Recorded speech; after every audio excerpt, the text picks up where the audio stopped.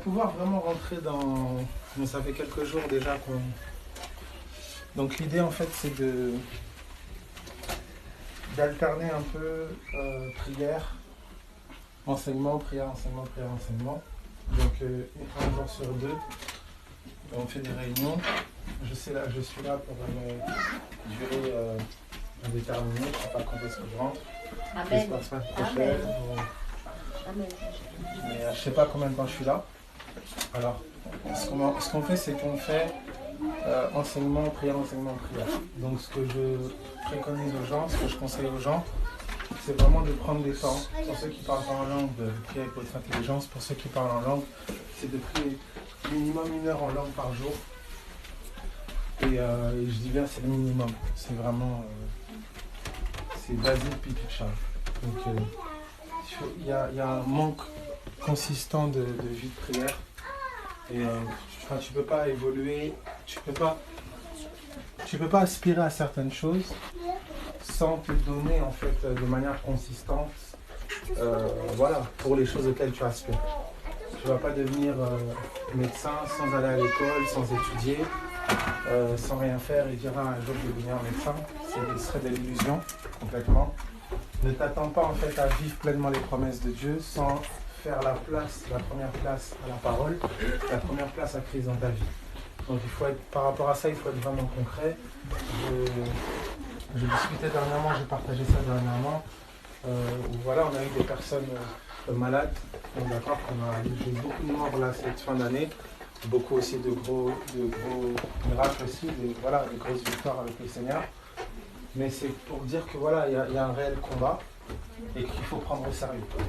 Donc on ne joue pas à l'église, aller le dimanche matin quelque part, faire des trucs, 2 heures, c'est sympa, mais c'est pas la vie chrétienne. La vie chrétienne c'est consistant, alors est-ce que c'est mauvais, c'est pas mauvais, mais la vie chrétienne c'est ta vie quoi. Donc si c'est pas toute ta vie qui est engagée en fait si tu as encore des excuses pour ne pas vivre pleinement Christ et obéir à Christ, voilà, on va dans un bar, tu devrais te détendre, pars en vacances. Vis ta vie quoi. Mais il ne faut pas faire du cinéma, c'est pas le christianisme quoi.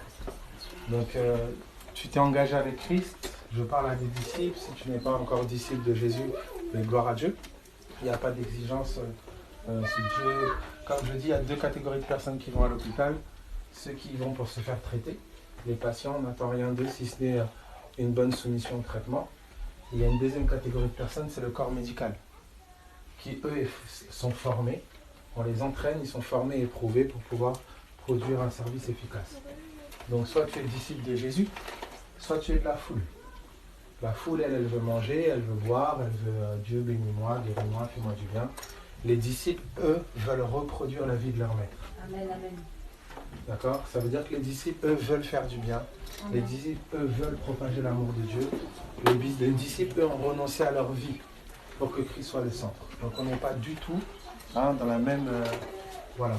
Donc il y avait des choses que le Seigneur disait à la foule, il y avait d'autres choses que le Seigneur disait aux disciples. Ça va? À eux, il ne leur est pas donné de comprendre les mystères du royaume. Mais à vous, il est donné de comprendre les mystères du royaume. Dès l'instant où ton cœur soupire à vivre la vie de Jésus-Christ, tu rentres dans une école avec Dieu. Ce n'est pas une école théologique, où tu dois aller dans une école, prendre des cours ou je ne sais pas quoi, c'est l'école de la vie. C'est ta vie quotidienne, ça devient une école. Tu vas vivre des situations, des combats, des choses qui sont dans l'école de Dieu. Et ta formation n'est pas la formation de ton voisin. C'est-à-dire que si très vite tu ne comprends pas que tu vas à l'école du Saint-Esprit, tu vas blâmer les gens, un tel il a dit ça, un tel il m'a fait ça, l'autre m'a trahi, l'autre m'a ceci, l'autre m'a ça. En fait, tu dois sortir de cette mentalité-là. L'heure n'est plus à blâmer quelqu'un, si j'en suis là, c'est parce qu'ils m'ont fait ça, les chrétiens ils sont méchants, ils sont pas gentils, il n'y a pas d'amour, il faut sortir de là. Le véritable problème et le seul problème de ta vie, c'est de ne pas faire de Jésus-Christ le centre de ta vie. C'est le seul problème que tu as. C'est que Christ ne règne pas à 100% et totalement dans ton cœur. C'est ton seul souci, il n'y en a pas d'autre. Si Christ règne à 100% en toi, la trahison n'aura pas le même effet sur toi. Le comportement de ton mari, le comportement de ta femme, les problèmes financiers, les circonstances, la santé même. Si Christ prend 100% de ton cœur et règne totalement en toi, le reste c'est terminé. Est-ce qu'il y en a qui comprennent ce que je veux dire? La victoire ne commence pas à l'extérieur, elle commence au dedans. C'est-à-dire, si la parole ne s'établit pas en toi, et, écoute-moi s'il te plaît, le royaume appartient aux violents. Il y a une violence. Je dis toujours aux gens, si tu as l'énergie pour t'énerver, pour crier sur les gens, pour parler des heures au téléphone, pour murmurer sur tel et discuter de tel rabot, c'est que tu as l'énergie pour chercher Dieu. Tant que tu n'es pas alité, paralysé, tétraplégique, muet, sourd, aveugle sur un lit, tu es là, tu peux marcher, tu peux parler, tu as l'énergie pour chercher Dieu. La réalité, c'est à quel point tu le désires, à quel point tu le veux. Et là, le véritable point. Est-ce que tu lis cette parole comme si ta vie en dépendait? Est-ce que tu pries comme si ta vie en dépendait? Est-ce que tu cherches Dieu comme si ta vie en dépendait?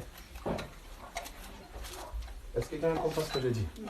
Tu vas au travail, tu dois payer ton loyer. Tu es fatigué, tu as mal au dos, et ça, tu te lèves et tu y vas. Parce qu'il y a un salaire, parce que tu payes ton loyer. Est-ce que c'est de la même manière? Est-ce que tu cherches Dieu comme tu cherches l'argent? Il faut qu'on soit concret, il faut qu'on soit réaliste. On a prêché parfois un évangile qui caresse les gens dans le sens du poil.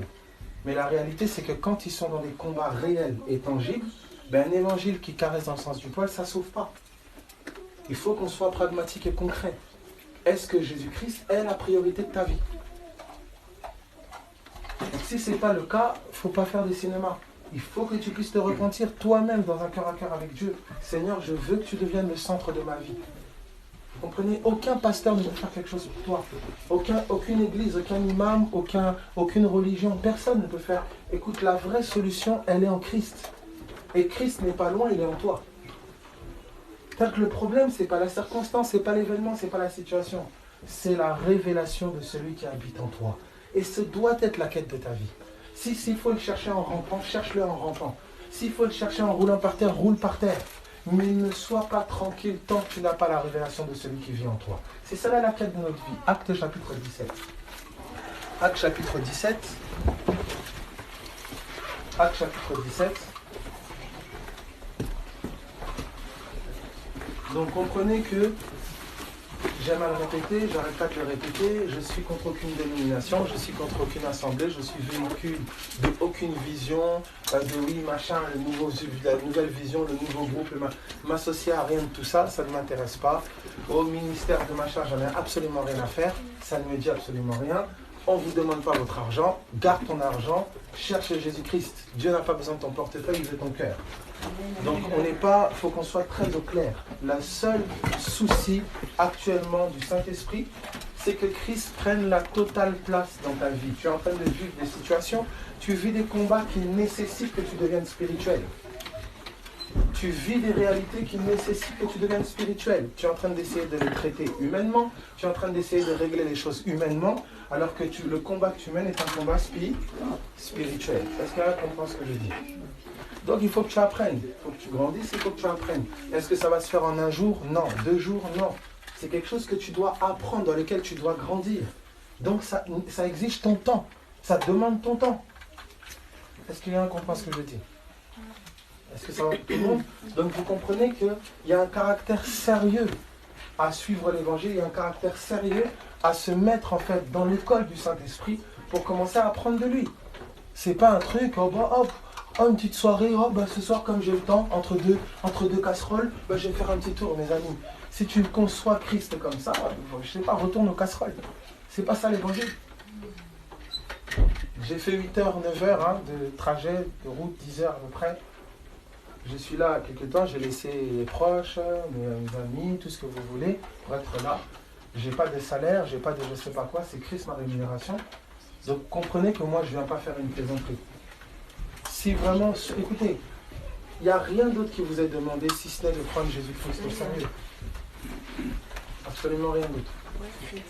Et c'est pour ta vie. C'est pour ta vie, c'est pour la vie de tes enfants, c'est pour la vie de ton mari, c'est pour la vie de ton foyer. Je le disais hier. Tu aimes tes proches, la meilleure position que tu puisses prendre pour eux, c'est d'être fidèle à Jésus-Christ. Que personne ne te trompe. Des témoignages, je pourrais t'en étaler à l'appel. Des petits frères à moi, 10 tonneaux en voiture, sur l'autoroute. Il bascule sur l'autre voie. Il est renversé par une voiture. Aujourd'hui, il est là, il vit, il est là. Voilà, Dieu garde. Il y a tellement de témoignages que je pourrais allonger comme ça. La meilleure position que tu puisses prendre pour les tiens, c'est de te tenir dans la prière, c'est de te tenir dans la foi. C'est pas d'essayer avec tes forces humaines. Tu sais, tu as vu les limites de ta capacité humaine. Je parle à vous parents, je parle à vous mari, femme, amis. Il y a des gens autour de toi qui ont besoin que tu sois spirituel. Il y a des gens autour de toi qui ont besoin que tu puisses intercéder pour eux, que tu arrêtes de dormir la bouche ouverte en ronflant, mais que tu puisses te réveiller pour intercéder. Il y a des gens autour de toi avec qui tu es en contact, qui ont besoin de tes prières. Tu aimes les tiens, sois obéissant à Dieu. C'est la meilleure position que tu puisses prendre par amour pour les tiens. C'est d'être obéissant à Dieu. Est-ce que vous comprenez ? Dieu ne t'appelle pas à l'obéissance pour son intérêt personnel. Il t'appelle à l'obéissance par amour pour toi, et par amour pour les tiens, et par amour pour la nation. Donc à prendre à la légère Dieu, à marcher avec légèreté, à prendre Dieu pour une blague, mais écoute, c'est toi que tu mets en péril, c'est l'entourage et une multitude de choses. Et quand le malheur arrive, les gens disent, oh, Dieu était où ? Mais Dieu parle, personne ne l'entend. Dieu prévient, personne ne l'entend. Tout le monde fait à sa quête, tout le monde fait comme il l'entend. Tout le monde met l'argent en priorité, les maisons en priorité, les voitures en priorité, monsieur, madame en priorité. Tout le monde met de côté Dieu. Mais lorsque la catastrophe arrive, tout le monde cherche Dieu. Ce n'est pas le jour du combat qu'on apprend à combattre. Si tu entends ces choses, c'est pas pour rien. Si tu entends ces choses, c'est pas pour rien. Je dis, il n'y a pas de pub, il n'y a pas de truc spécial. Si tu es là, tu as été conduit, je crois, par le Saint-Esprit pour être là, pour entendre certaines choses. Dieu a besoin d'une collaboration avec toi pour venir en aide à des personnes qui sont autour de toi, à travailler, collaborer avec toi. Dieu t'aime. Et Dieu ne regarde pas à tes fautes, à tes erreurs, tes imperfections. Dieu n'est pas là. Si ton cœur te condamne, Dieu est plus grand que ton cœur. Dieu n'a pas les yeux fixés sur tes erreurs, tes faiblesses, tes lacunes. On ne va pas se doucher quand on est propre. On va se doucher quand on... Justement parce qu'on est sale. Ça veut dire qu'il y a beaucoup de choses dans ta vie qui vont tomber à cause de ton intimité avec Dieu. Ce n'est pas la perfection que Dieu attend de toi. C'est une relation authentique et vraie. Prends le temps. Donne-toi le temps. Abel, par où ça commence ? Commence déjà avec ta Bible. Déjà. Commence déjà avec ta Bible. Qu'est-ce que ça veut dire ? Mais t'intéresser à ce Dieu. Oh non, moi je suis chrétien depuis tout petit, j'allais au catéchisme, écoute, ça veut rien dire. Ah, je suis chrétien parce que ma mère elle est chrétienne, ça veut rien dire. Ah, j'ai grandi dans une famille chrétienne, ça veut absolument rien dire. C'est pas parce que ton père est chirurgien, ah ben j'ai grandi dans une maison, mon père était chirurgien, ben toi aussi t'es chirurgien. Mais c'est ridicule. Un chirurgien vient vous voir et vous dit, bah écoutez, je suis chirurgien parce que mon père est chirurgien. Ah bon ? T'es pas allé à l'école ? Non, non, non, mon père est chirurgien. Vous allez vous laisser opérer ? Ah, je suis né dans une famille chrétienne, je suis chrétien. Mais ça ne veut absolument rien dire. Est-ce que tu as fait une rencontre personnelle avec le Christ ? Est-ce que tu as expérimenté l'esprit de Jésus-Christ ? Est-ce que Jésus est réel pour toi ? Est-ce que tu l'as vécu, expérimenté ? Beaucoup mettent des noms différents. Beaucoup mettent des noms différents, vous savez ? Beaucoup de personnes ont vu la main de Dieu dans leur vie. Beaucoup. Dieu est dans la vie de tous les hommes. Tous les hommes, tous. Il est dans la vie de tous les hommes. Si les hommes savent ouvrir les yeux et contempler, ils remarqueront que là, quand je suis sorti de cet accident, sorti de cette maladie, sorti de cette situation, sorti de cela, c'était sa main. Tous les moments où tu t'es dit, ah là c'est foutu, tu as traversé, ne pense pas que c'est parce que tu étais trop fort. La grâce de Dieu t'a soutenu. La réalité, c'est que Dieu est dans la vie de tous les hommes. Mais l'autre réalité, c'est que ce n'est pas tous les hommes qui cherchent Dieu. Quand est-ce que tu vas te poser la question, qui est celui qui a travaillé autant dans ta vie depuis toutes ces années? Alors certains demanderont, mais oui, j'ai vécu ça, il était où? J'ai vécu ça, il était où? Mais la réalité, c'est qu'il a toujours été là. Mais il y a des choses qu'il ne peut pas faire. Il a les mains liées là où sa parole n'est pas établie.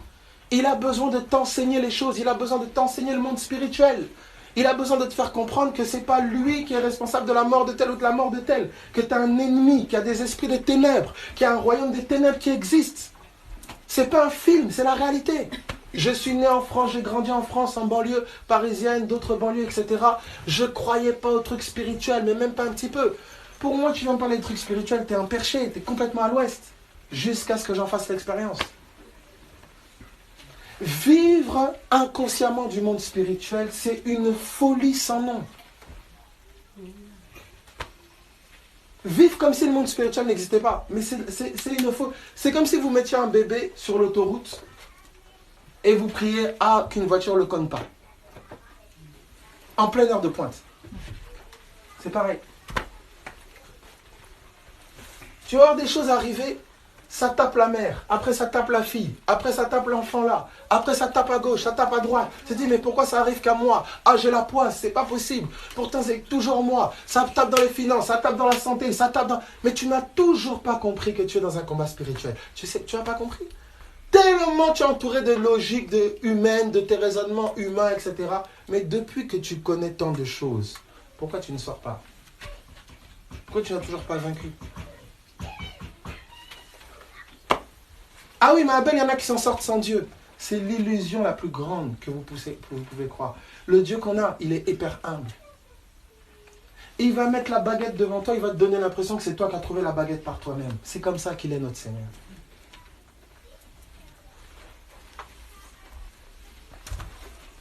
Est-ce que ça va pour tout le monde? Acte chapitre 17.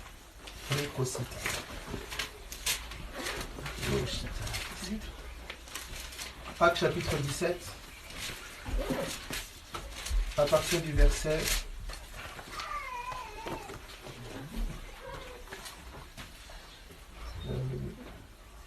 À partir du verset 24 jusqu'au verset 27. Acte 17, 24 à 27. C'est ce que je vais principalement toucher aujourd'hui, je l'espère, la maison de Dieu. Le Dieu qui a fait le monde et tout ce qui s'y trouve. Le Dieu qui a fait le monde et tout ce qui s'y trouve. Oui. Étant le Seigneur du ciel et de la terre. Ok. N'habite point dans des temples faits de madones. Ok, d'accord. Est-ce que quelqu'un comprend cette phrase-là? Qui peut me l'expliquer? Qui peut m'expliquer la phrase? Le Dieu qui a fait le monde, etc., n'habite pas où? Dans des temples faits de madones. Voilà. Donc si je viens dire, venez à la maison de Dieu, Dieu il n'a pas payé son loyer, donnez, on va payer le loyer de la maison de Dieu. Je dis la vérité? Non. Toute personne qui prétend qu'un lieu physique est la maison de Dieu, dans le temps dans lequel nous sommes, c'est un mensonge. C'est écrit là.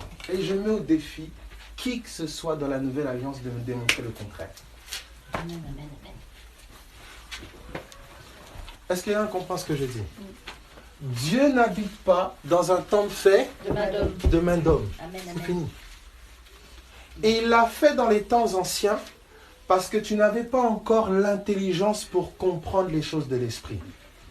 Si je viens vous voir et je vous dis que dans mon pays il y a des kuntuku, qui sait ce que c'est? Personne. Des kuntuku, ça ressemble au kirikiri. Qui sait ce que c'est le kirikiti? Personne. Le kirikiti, ça a la forme du tututu. Qui sait ce que c'est? Voilà. Tout le monde, vous ne savez pas. Mais si je vous dis que le tututu, ça ressemble à une pastèque. Vous comprenez? Ça veut dire que je ne peux pas vous décrire ma réalité depuis ma réalité. Parce que vous n'êtes pas de ma réalité. Voilà pourquoi Dieu a employé des choses de ta réalité. Quand je dis pastèque, tu comprends. Il a employé des choses de ta réalité pour te faire comprendre sa réalité. Donc il a pris un tas de pierres, il a dit voilà ma maison. C'était le temple dans l'ancienne alliance. Pour que tu comprennes que Dieu veut résider quelque part. Il a fait en sorte, il t'a dit ben voilà, quand quelqu'un pêche, prends un animal, sacrifie-le, il sera pardonné. Il voulait te faire comprendre que quand tu fautes, quelqu'un doit être puni dans l'esprit pour la faute. Est-ce que quelqu'un comprend ce que je dis? En fait, il vous a montré des lois spirituelles, mais de manière naturelle. Est-ce que quelqu'un comprend ce que je dis? Jusqu'à un temps marqué. Quel a été ce temps marqué? C'est la venue de Jésus. Jésus est venu nous donner la vraie explication des choses naturelles. Mais comme les gens n'ont pas véritablement cru en Jésus, ils continuent à vivre dans les choses naturelles au lieu d'entrer dans les spirituelles. C'est ça le gros problème des gens. Je ne mange pas de porc, je ne mange pas ceci, je mange halal, ta cachère. Mon ami, c'est pas ce qui entre dans la bouche de l'homme qui saoule l'homme. C'est ce qui sort. C'est ce qui sort de sa bouche parce que c'est de l'abondance du cœur que la bouche parle. Ça veut dire que physiquement, quand Dieu disait de ne pas manger de porc, vous savez la caractéristique du porc, c'est qu'il a un cou raide et qu'il mange tout et n'importe quoi. C'est-à-dire que quand le Seigneur disait de ne pas manger de porc, quand vous étudiez un peu le spirituel, je n'aurai pas le temps de prendre tous les écrits là, mais manger c'est synonyme de communier. C'est pour ça que Jésus a dit mangez ma chair, buvez mon sang. Manger dans le langage spirituel, c'est communier. Quand il vous dit de ne pas manger de porc, il vous dit de ne pas communier avec les caractéristiques du porc. Pourquoi Dieu appelait Israël peuple au cou raide? Parce que le mot repentance dans l'hébreu, c'est changer de direction. Et le porc ayant le cou raide, il ne peut pas changer de direction, il ne peut pas tourner. Il tourne ainsi, il ne peut pas changer de direction. Donc en fait, la caractéristique du porc, c'est qu'il mange tout et n'importe quoi et qu'il n'est pas repentant. Donc ne pas manger de porc, c'est ne pas communier, ne pas avoir un cœur qui est endurci, pas repentant, et qui mange tout et n'importe quoi. C'est ça la notion de ne pas manger de porc dans le spirituel, dans la notion céleste. Ça veut dire tous les jours tu peux ne pas manger la viande porc, alors que ton cœur est endurci, tu es têtu, ultra pas repentant, tu penses que tu connais tout, tu manges tout et n'importe quoi, tu dis je mange pas de porc. C'est ridicule. Est-ce qu'il y en a qui comprend ce que je dis? C'est pour ça que dans l'ancienne alliance, vous alliez voir des animaux que vous pouviez manger, des animaux que vous ne pouviez pas manger. C'était l'ombre de quelque chose de la nouvelle alliance. C'est pour ça que quand Dieu a demandé à Pierre d'aller communier avec les non-juifs, comment il lui a montré ça? Il lui a dit, tuez, mange les animaux quoi? Impurs. C'était synonyme d'aller communier avec les non-juifs. Donc dans le spirituel, manger égale communier. C'est pour ça que beaucoup parfois sont initiés à la sorcellerie ou de choses bizarres par de la nourriture qu'on leur donne dans leurs rêves. Quelqu'un comprend ce que je dis? Je parle à un autre stade. Un jour tu vas entendre peut-être ce que je dis. Ceux qui font des rêves, qui vivent le spirituel, vous comprenez ce que je dis. On peut t'initier à des choses dans l'esprit. Tu peux rêver que quelqu'un te donne à manger. Ça se traduit dans le naturel par soit des paroles qu'on te donne, soit des choses dans lesquelles on veut te faire entrer. Est-ce que quelqu'un comprend ce que je dis? Tu peux rêver d'animaux. Ça a son sens, je l'expliquerai aussi. C'est-à-dire que certains d'entre vous, vous rêvez, Dieu vous avertit, vous comprenez rien. C'est-à-dire il veut vous expliquer, vous n'avez pas le temps. Ah mais oui, mais Abel, pourquoi Dieu il ne nous explique pas seulement en français? Le français est arrivé après la parole de Dieu, mes amis. Il y a des choses que le français ne peut pas traduire dans les choses spirituelles. Vous savez ça? Pourquoi quand les prophètes voyaient, ils disent c'était semblable à c'était comme? Parce que ce qu'ils voyaient dans l'esprit n'avait aucun équivalent terrestre. Ça veut dire qu'il y a des choses que tu ne vas comprendre que parce que tu te donnes à la parole de Dieu. Le Seigneur va t'expliquer certaines choses. Est-ce que quelqu'un comprend ce que je dis? Ah, j'aime pas lire. Si on te disait de lire ce document-là pour gagner 1 million d'euros, tu allais soudain prendre un goût pour la lecture. Un goût.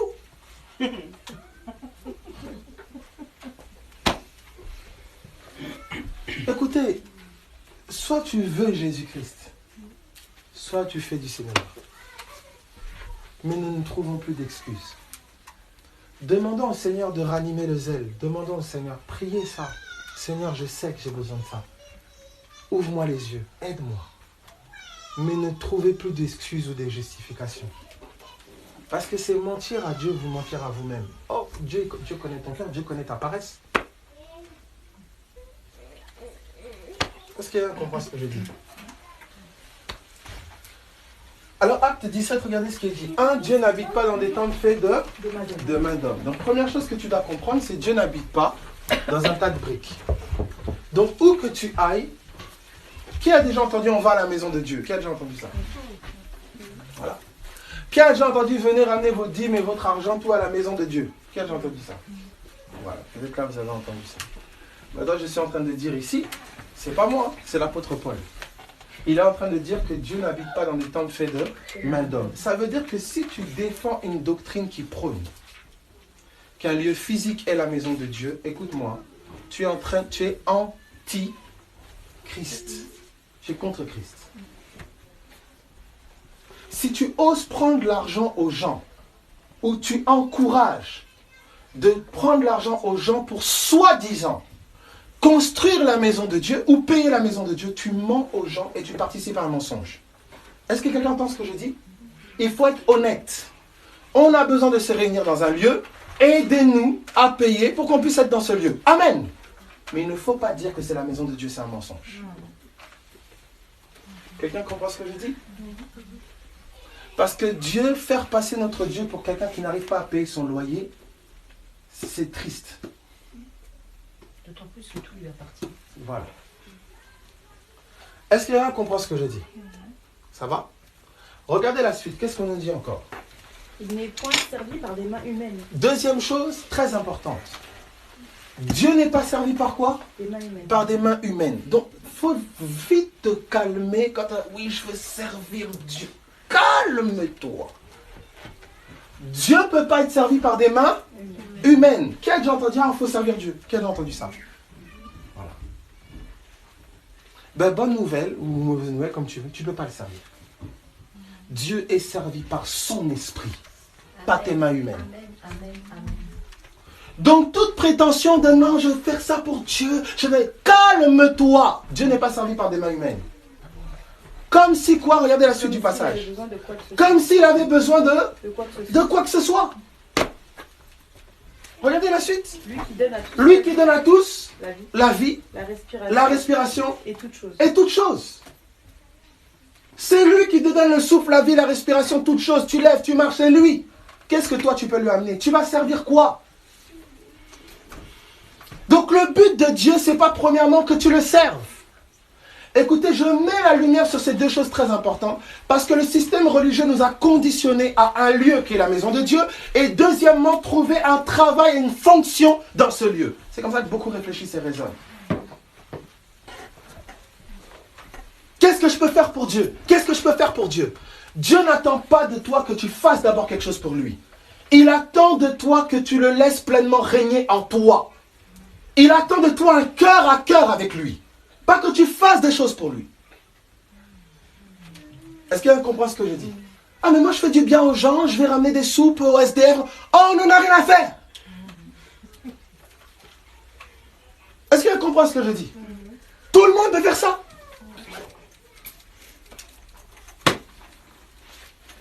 Dieu veut d'abord un cœur à cœur avec toi. Il veut une intimité avec toi. Il veut que tu puisses lui parler tes réalités du quotidien. Il veut te partager la réalité de son monde spirituel. Il veut une intimité avec toi. Il ne veut pas être un Dieu ambulance. Quand ça ne va pas, Dieu aide-moi, descends, fais ça, fais ça. Il veut que tu puisses connaître son cœur. Dieu est un père. Dieu est ton papa. Certains ici, vous êtes parents. Si votre enfant ne venait vers vous que pour demander basket, chaussures, bonbons, maman, donnez, c'est un bébé qui fait ça. Le jour où votre enfant commence à s'inquiéter, à s'interroger sur ce que tu ressens, sur ta peine, tu es mal, il pose la tête sur toi, il sent que tu es mal. Tu es touché par ça. Beaucoup de parents sont les premiers à dire oui, de toute façon lui il m'appelle quand il a besoin de ça. Mais tu fais la même chose avec Dieu.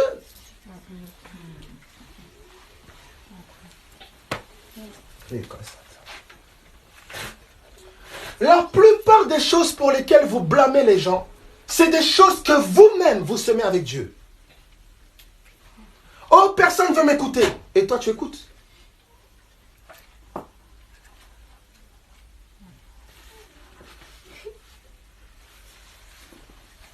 Oh, il n'y a pas d'amour, personne ne m'aime. Et toi, tu aimes Dieu.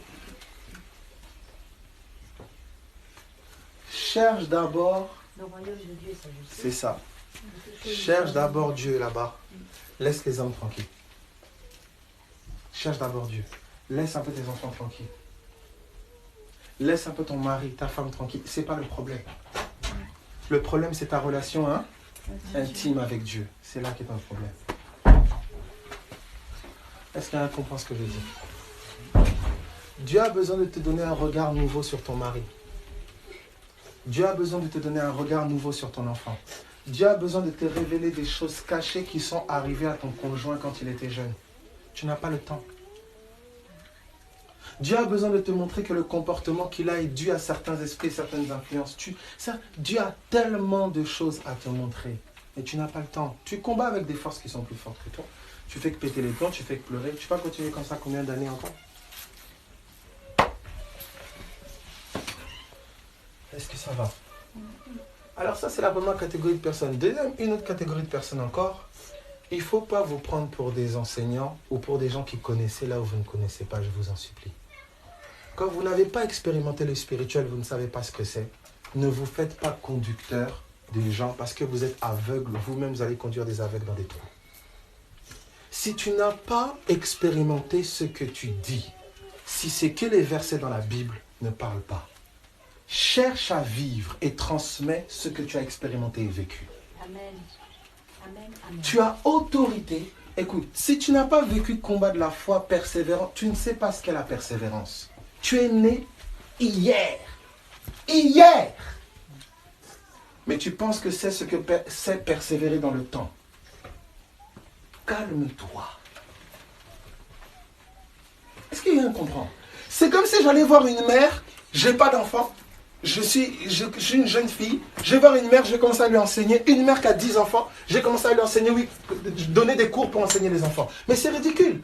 Parce que tu es allé à l'école, à l'université, de cours pédagogiques des enfants, je ne sais pas quoi, tu penses que tu peux enseigner une mère.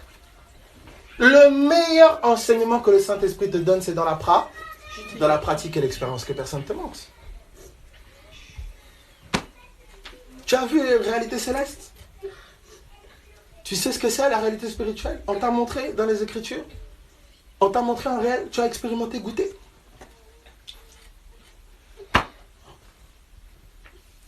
Il y a des choses, tu ne peux... C'est le Saint-Esprit qui t'y introduit. Regardez. Pour que le Saint-Esprit puisse faire de Moïse quelqu'un qui va libérer les Hébreux d'Égypte, il a d'abord sorti Moïse d'Égypte. Vous comprenez? Il a pris Moïse, il a sorti d'Égypte. Et il a sorti l'Égypte de Moïse. Écoutez bien. Il a sorti Moïse d'Égypte, mais il a sorti aussi l'Égypte de Moïse. Il a transformé Moïse. Pour qu'un Moïse transformé aille changer les autres. Tu ne peux pas aspirer à transmettre ce qui n'a pas au préalable travaillé en toi. Tu ne peux pas. Tu transmettras un savoir, mais pas la vie. On ne transmet pas ce qu'on dit, on transmet ce qu'on est. Quelqu'un comprend ce que je dis? C'est-à-dire, si la parole qui t'est donnée et enseignée au préalable, elle est d'abord pour ta vie à toi. C'est ça qu'on dit à Timothée. Veille sur ton enseignement, afin qu'il te sauve quoi? Toi et ceux qui t'écoutent. C'est d'abord toi. Ça parle d'abord à toi. Ce que je vous partage là, mes amis, je ne me suis pas assis devant la Bible, j'ai étudié, j'ai surligné en rouge, je suis allé sur Internet, Google.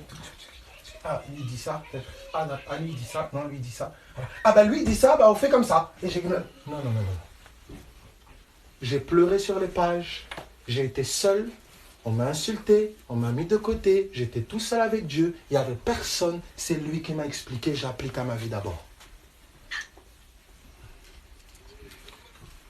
Ça veut dire que là où il n'y avait personne, tu es seul avec lui. Ces pages-là, s'il ne parle pas, tu es foutu. Tu ne vas pas sur Google, tu prends une doctrine et puis tu dis aux gens, il faut faire comme ça. Ah ben ça marche. On ne marche pas comme ça avec Dieu. Est-ce que quelqu'un comprend ce que je dis? Cherche pour toi-même ce qu'il veut dire à toi, ce qu'il veut façonner en toi, ce qu'il veut faire en toi. Alors de ta vie, ça va être transmis aux autres. C'est comme ça que Paul dit, la mort agit en moi, la vie agit en vous. C'est comme cela. Est-ce qu'il y en a qui comprend ce que je dis? Est-ce que ça va? Ça va pour tout le monde? C'est pour ça qu'on peut être là, vous voyez, on peut être un certain nombre. D'autres diront, ah oui, ce qui est entendu, il faut que ce soit annoncé partout, je ne sais. Je vais commencer à faire des vidéos sur Facebook, sur Internet. Non. Dieu sait où tu en es spirituellement. Ne cherche pas à être vu, ne cherche pas le succès, ne cherche pas à ce que tout... Non. Cherche à marcher à l'étape où tu te trouves avec Dieu. Cherche à voir sa vie prendre forme en toi. Cherche à aimer comme il a aimé. Cherche à être patient comme il a été patient. Cherche à unir, cherche à édifier les saints. Cherche à être un instrument de bénédiction autour de toi. Apprends à renoncer à ce que tu aimes pour aimer davantage les autres. C'est d'abord ta vie qui doit être la leçon et l'enseignement. C'est vous qui êtes les lettres. C'est pas ce que vous dites, c'est ce que vous êtes. Est-ce que ça va? C'est l'école dans laquelle nous tous nous trouvons. Et on ne peut pas mentir à ça. C'est pour ça vraiment, j'encourage, je dis à chacun, annoncer la parole, prêcher la parole, c'est bien.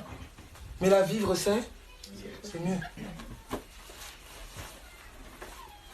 Et la vivre, la base, c'est aimer. Pas aimer bisounours. Aimer 1 Corinthiens 13. Si je ne sais pas respecter mon frère, ma soeur, si je ne sais pas honorer mon frère, ma soeur, mais tu veux raconter quoi en fait? Si je ne sais pas livrer ma vie pour mon frère, ma soeur, si je ne sais pas m'humilier envers mon frère, ma soeur, si je sais exclure et rejeter mon frère, mais tu veux enseigner quoi? Tu veux dire quoi en fait? Si j'en suis encore à péter les plombs, à critiquer tel, à murmurer contre tel, mais qu'est-ce que vous voulez transmettre? Quelle révélation? Quel enseignement? Les 10 clés pour débloquer, oui, la plume de l'autel, du chandelier, la 3e flamme, c'était, je sais pas, c'est cette 3e flamme du chandelier là qui te donne d'aimer le tien, ton mari, ta femme, tes enfants. Mais il faut arrêter. C'est pas une révélation qui n'amène pas de transformation en toi. N'est pas une révélation.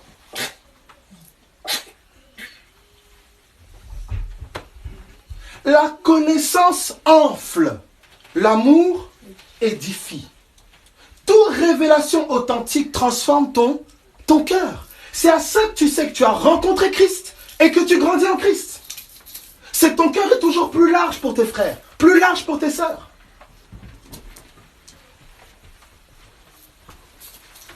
Est-ce que vous comprenez ça?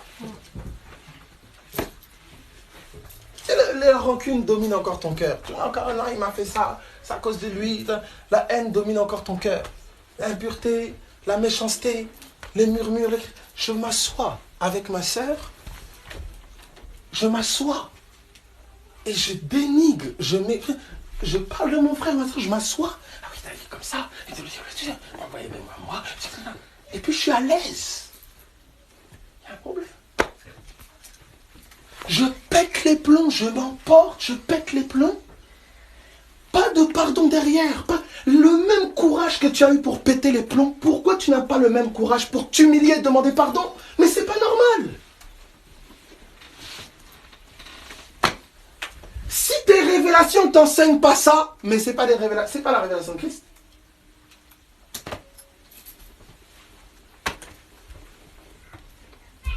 Ce n'est pas parce que c'est ton fils que tu ne peux pas lui demander pardon. Ce n'est pas parce que c'est lui qui a tort que tu ne peux pas t'humilier en premier, même si tu as raison. On ne cherche pas à savoir qui a raison. Le premier est celui qui s'humilie. Dieu fait grâce aux humbles. Qu'est-ce qui anime ton cœur et ta vie? C'est quoi l'objectif? Est-ce que tu as compris dans quelle école tu es avec Dieu? Beaucoup n'ont pas compris. Alors ils traînent les mêmes casseroles, les mêmes traits de caractère, les mêmes travers. Et ils se disent, ah, un jour Dieu. Mais c'est toi-même qui, par ton endurcissement, fais obstacle à l'esprit. C'est pas Dieu qui tarde.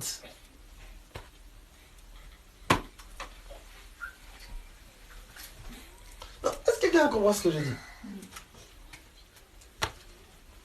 C'est la question.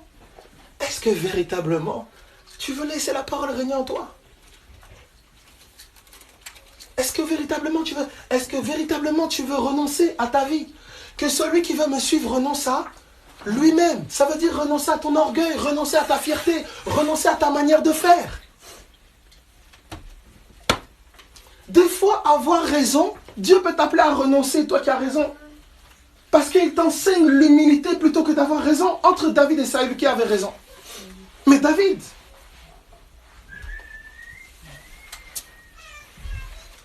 Vous avez beaucoup de personnes qui dissimulent leur orgueil derrière les versets. Là où dans l'école de Dieu, ils sont dans l'école de l'humilité, ils dissimulent leur orgueil derrière les versets. Est-ce que quelqu'un comprend ce que je dis?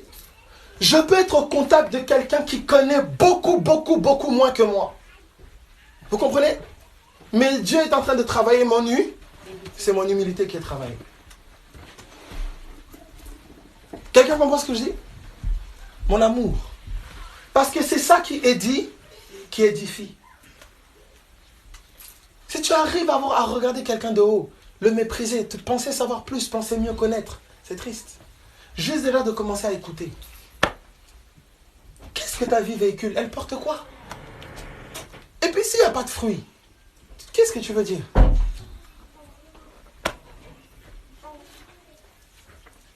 Est-ce que quelqu'un comprend ce que je dis? Est-ce que des gens ont copié ta vie et ils ont mûri, ils ont grandi?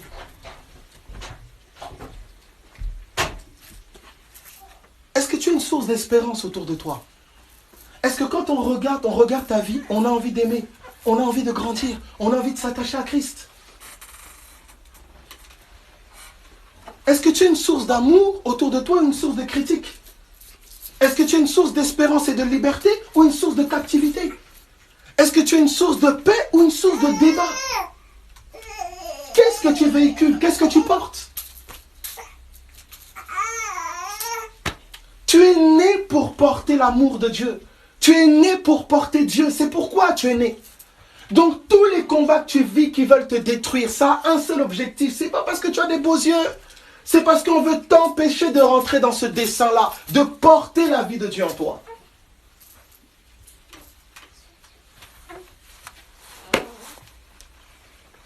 Est-ce qu'il y a comprend ce que je dis?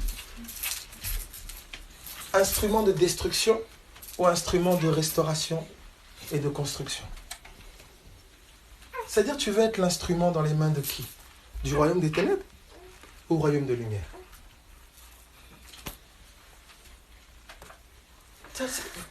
Mamie, c'est les vraies questions. Ah non, tous les pasteurs, c'est des menteurs. Moi, je ne crois pas en la religion. Crois pas en Dieu. Il n'y a pas de souci. Je pourrais te démontrer par A plus B que si tu ne crois pas en Dieu, tu crois en Dieu. J'étais avec un militaire, il me dit, Abel, oui, croire en Dieu, moi, ces trucs-là, c'est des conneries. Ça, je dis, ah oui, amen. Je m'assois avec lui, on laisse le temps passer, on rigole. Et je lui dis, t'aimes ta femme? Il me dit, bah oui. Bah, tu crois en l'amour? Il me dit, je dis, bah oui, quelque part, je crois en l'amour, bien sûr. Tu t'aimes tes enfants? Mais bien sûr que oui. Tu serais prêt à mourir pour tes enfants? Mais bien sûr, je serais prêt à mourir pour mes enfants, sans problème. Tu crois en l'amour? Il dit, ok. Je dis, le Dieu que je sers, il m'a appris que Dieu est amour. Je lui dis, tu crois en Dieu?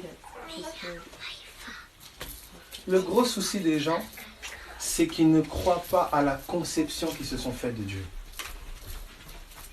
Le cœur de tout homme est destiné à croire. Le cœur de tout homme.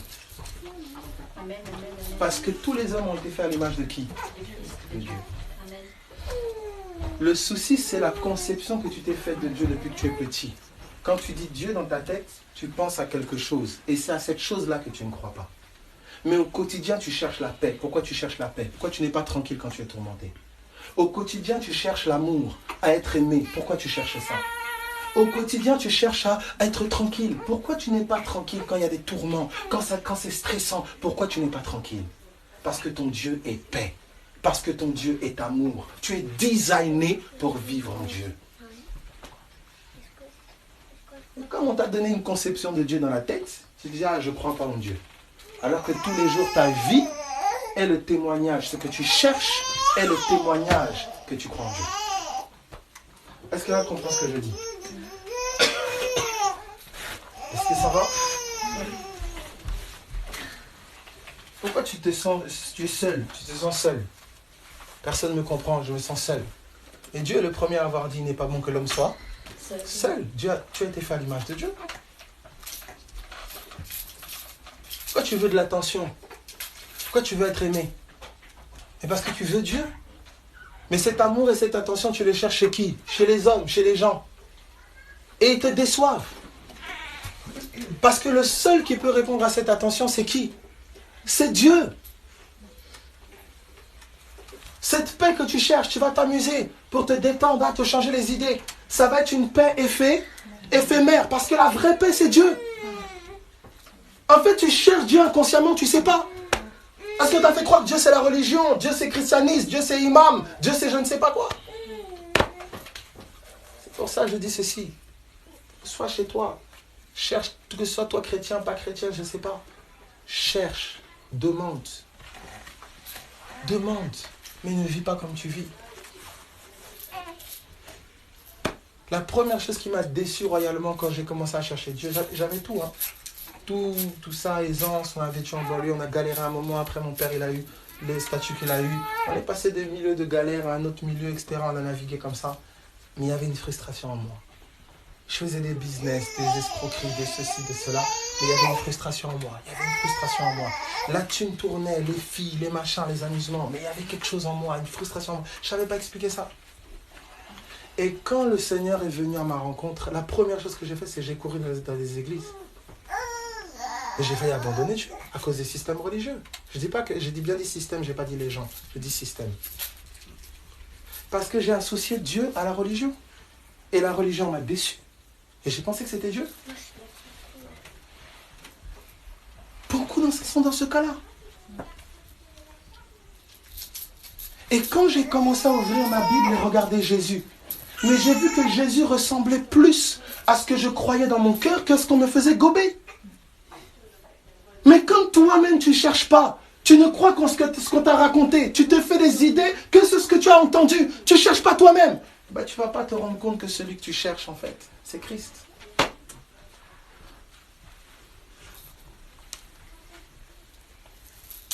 Aujourd'hui, c'est un de mes plus grands combats, de faire une distinction claire entre système religieux et Dieu.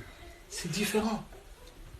Le Dieu que j'aime et qui est venu me chercher, il est avec les gens de mauvaise vie. Amen. Il va dans les prisons. Amen. Il aime les drogués. Il aime les prostituées. Il ne fuit pas la rue. Amen. Amen. Il n'est pas à regarder celui qui a péché, celui qui a tombé, à le regarder de haut. Amen. Il n'est pas fixé sur le matériel, l'argent et toutes ces choses-là. Ce n'est pas son intérêt. Est-ce que ça lui fait peur? Non. Il peut avoir des voitures en abondance, des maisons en abondance. Ce n'est pas ça qui le fait le plus important. Ce n'est pas les titres, ce n'est pas les diplômes, ce n'est pas le statut social. Tu te penses important parce que tu as de l'argent, parce que tu as des maisons, tu penses que tu as réussi, parce que tu as un travail. Mais c'est pathétique, c'est triste. La réussite, c'est de vivre Christ. La réussite, c'est quand le divin s'incarne en toi, la paix s'incarne en toi, l'amour s'incarne en toi, la vie de Dieu prend place en toi. Ça, c'est la réussite du ciel. Les maisons, tu vas les laisser. Les voitures, tu vas les laisser. Quel est le plus grand héritage que tu peux laisser à ton enfant? Mais c'est Dieu. Amen.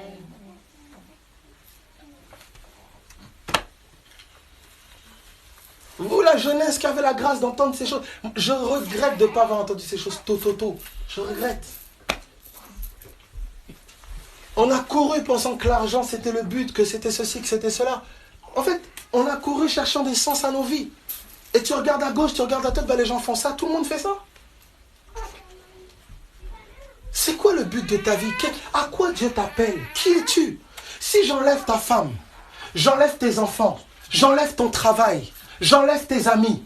Si j'enlève ce qui t'entoure, il reste quoi? Qui es-tu? Tu es qui? Ah moi sans mes enfants, je ne serais rien. Mais c'est pas normal. Un jour, ils vont partir.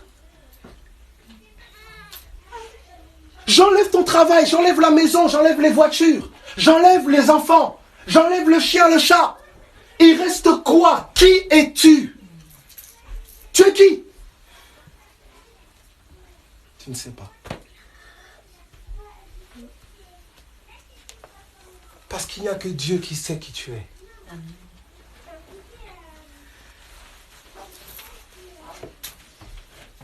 Est-ce qu'il y a un qui comprend ce que je dis? Qui es-tu? Il reste quoi? Alors quand c'est ton mari qui te définit, quand ton mari fait n'importe quoi, tu déprimes. Quand c'est tes enfants qui te définissent, quand ça semble ne pas aller avec eux, tu es dépassé. Quand c'est l'argent qui te définit, ben quand il n'y a plus d'argent, tu pètes les plombs.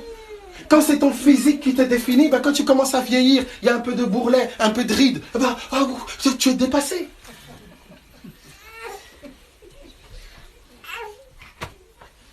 Qu'est-ce qui te définit? Qui es-tu? Il y a une chose qui reste stable et qui demeurera dans ta vie. C'est Dieu. Amen, amen, amen. Amen. Qui es-tu? Alors, regardez la suite du passage, regardez la suite. Il a fait que tous les hommes sortis d'un seul sang Il a fait que tous les hommes sortis d'un seul sang habitent sur toute la surface de la terre, habitent sur toute la surface de la terre. ayant déterminé la durée des temps Ok, et les bornes de leur demeure. c'est ça. Il a voulu qu'il cherche le Seigneur et qu'il s'efforce de le trouver en tâtonnant. Vous entendez? Il a voulu qu'il cherche le Seigneur et qu'il s'efforce de le trouver en quoi? En tâtonnant. En tâtonnant. Humainement, tu n'auras jamais l'impression d'être hyper sûr, certain sur le cheminement de Dieu. Parce que c'est le cœur. Qui peut s'engager dans une relation d'amour et dire « Moi, je suis ultra sûr, méga certain de comment ça va se passer ». Il y en a qui ont fait ça. Vous-même, là, je ne vais pas. Hein? Eh bien, quand tu t'engages avec Dieu, tu prends un risque aussi. Mais l'assurance que tu peux avoir, c'est que lui est fidèle. Amen, amen. C'est le meilleur risque que tu puisses prendre. Amen. Est-ce que tu peux mettre Dieu avant toute chose? Comme lui t'a mis en priorité. Il est venu pour te sauver. Il a quitté sa gloire, son trône, pour venir vers toi. Si aujourd'hui il envoie quelqu'un avec un pull jaune, noir, barbu, parler ici, crier, transpirer, mais c'est parce qu'il t'aime.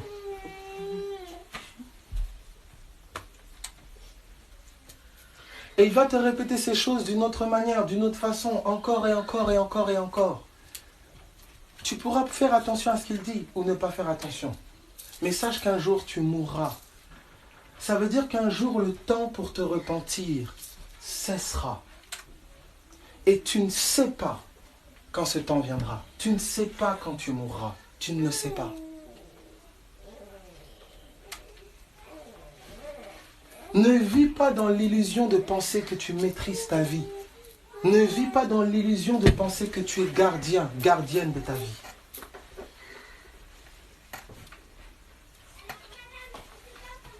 Un jour, tu quitteras cette vie et tu rendras compte. De la même manière que tu rentres dans un appartement, tu fais l'état des lieux. Quand tu sors de l'appartement, tu fais quoi? L'état des lieux. Et il faut payer si tu as détérioré quelque chose.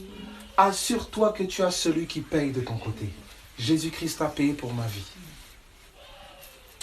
Est-ce qu'il a levé ta dette? Est-ce que tu as adhéré à cela? Est-ce que tu as pris celui qui a payé pour ta vie?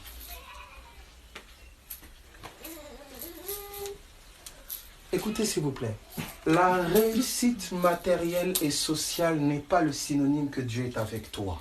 Tu entends ce que j'ai dit? La réussite matérielle et sociale n'est pas le synonyme que Dieu est avec toi.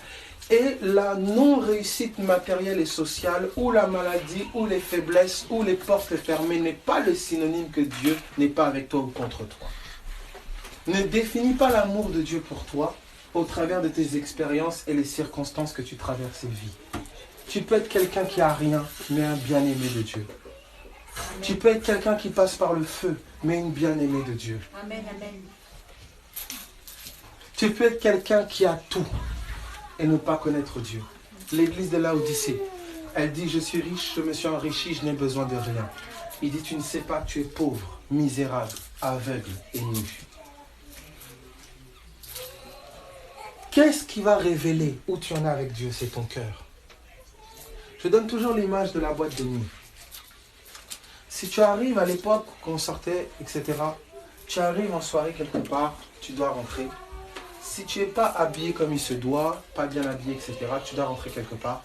Si tu connais le propriétaire personnellement, tu rentres. S'il y a un hic entre vous, si tu ne le connais pas, s'il y a quelque chose qui n'est pas clair entre vous, tu n'entres pas. Dès l'instant où tu arrives devant la porte, tu seras au-dedans de toi si tu peux dire au portier, allez dire au propriétaire que je suis devant la porte. Tu le sauras au-dedans de toi parce que tu sais si tu le connais ou si tu ne le connais pas. Est-ce que tu peux dire que tu connais Jésus? Tu peux dire que tu as une relation personnelle avec lui, transparente. Tu peux dire que tu lui parles, il te parle. Tu peux dire que tu as un cœur à cœur avec lui. Tu peux dire que tu as appris à compter sur lui, à dépendre de lui. Amen, amen, amen. Est-ce que vraiment tu peux dire ça? Si tu ne peux pas dire ça, tu n'es pas chrétien. Est-ce que tu entends? Tu n'es pas chrétien. Tu es quelque chose, mais tu n'es pas chrétien. Le chrétien est celui qui a une relation vivante avec l'Esprit du Christ. Et l'Esprit du Christ invite tout homme à avoir une relation vivante avec lui. Est-ce que tu as cette relation? Est-ce qu'il y a des choses que tu as abandonnées par amour pour lui? Est-ce que tu as des choses que tu as laissées de côté par amour pour lui? Des choses parfois que tu aimes?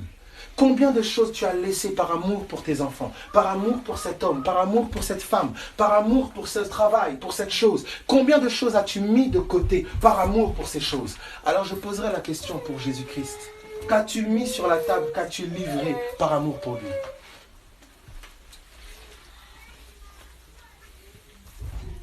Est-ce que tu as une relation vivante avec lui? Parce que ta relation avec lui se résume à demander les 10 clés pour débloquer. Demander, donne-moi la petite prière du soir formelle. Oui Seigneur, bénis ma nourriture. Est-ce qu'il t'est arrivé de lui parler et d'être touché par son amour et sa grâce? De te retrouver en larmes parce que tu te remémores d'où il t'a tiré, d'où il t'a sauvé. Parce que tu te remémores que quand tu étais perdu au bord du suicide, sa main est venue, il t'a tiré de là. Est-ce que tu t'es retrouvé dans des temps de prière à fondre en larmes à cause de son amour? Parce que tu prends conscience de qui il a été pour toi, de qui il est pour toi, de combien il t'a conduit, combien il porte ta famille, combien il porte tes enfants, combien souvent tu as été à bout, mais il a toujours été là. Est-ce que ça tu le ressens encore? C'est quand la dernière fois que tu as loué, tu étais en larmes, parce que les paroles de ce chant faisaient résonner ton cœur tellement que c'était réel. Si je parle chinois pour toi, il y a de grandes chances que tu ne sois pas chrétien.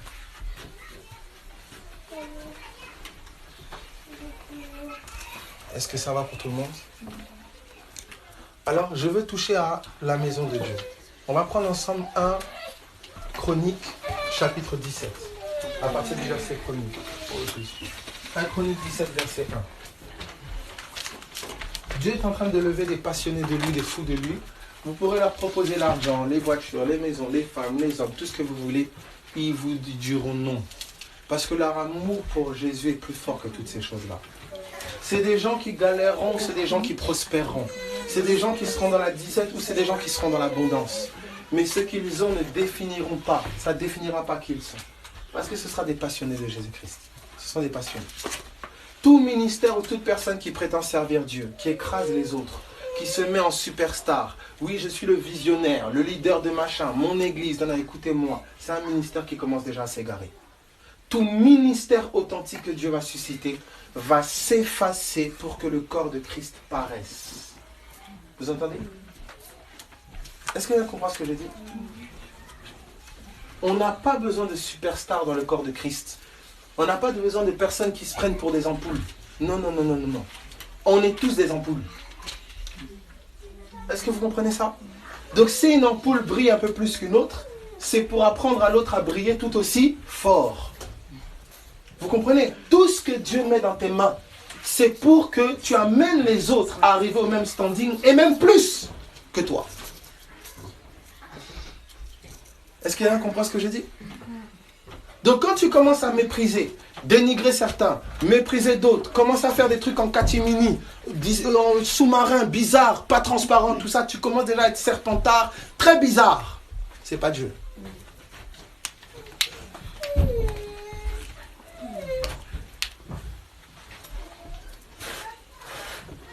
Ah non, surtout, faut pas dire à tel. Ah surtout, faut pas dire. C'est satanique. C'est satanique. L'Esprit de Dieu, il est lumière, c'est clair. Amen. Oh, vous avez trop de gens qui viennent vous voir, tu dis, ah oui, surtout, hein, faut pas dire, ah, non, non, non. Les gens qui sont trop comme ça. Si tu viens me parler de quelqu'un, tout ce que tu me dis, tu dois être capable de le dire en la présence de la personne. Sinon, c'est de l'hypocrisie, c'est du mensonge. C'est de la calomnie.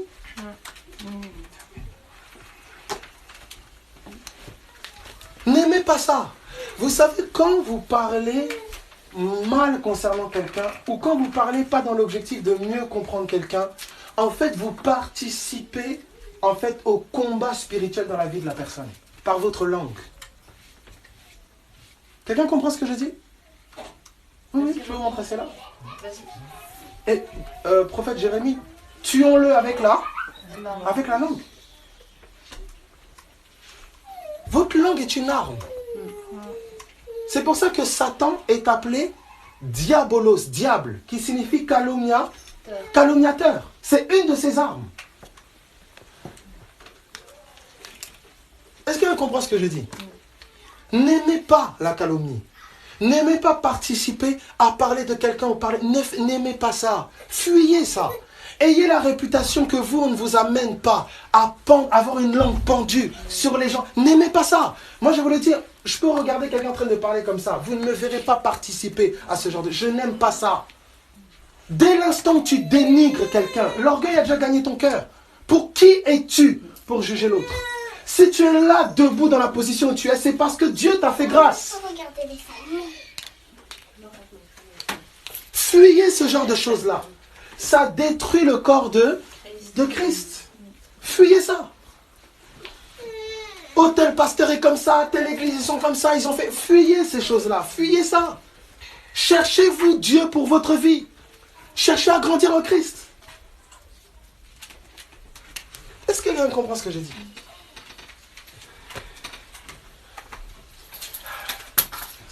1 Chronique, chapitre 17.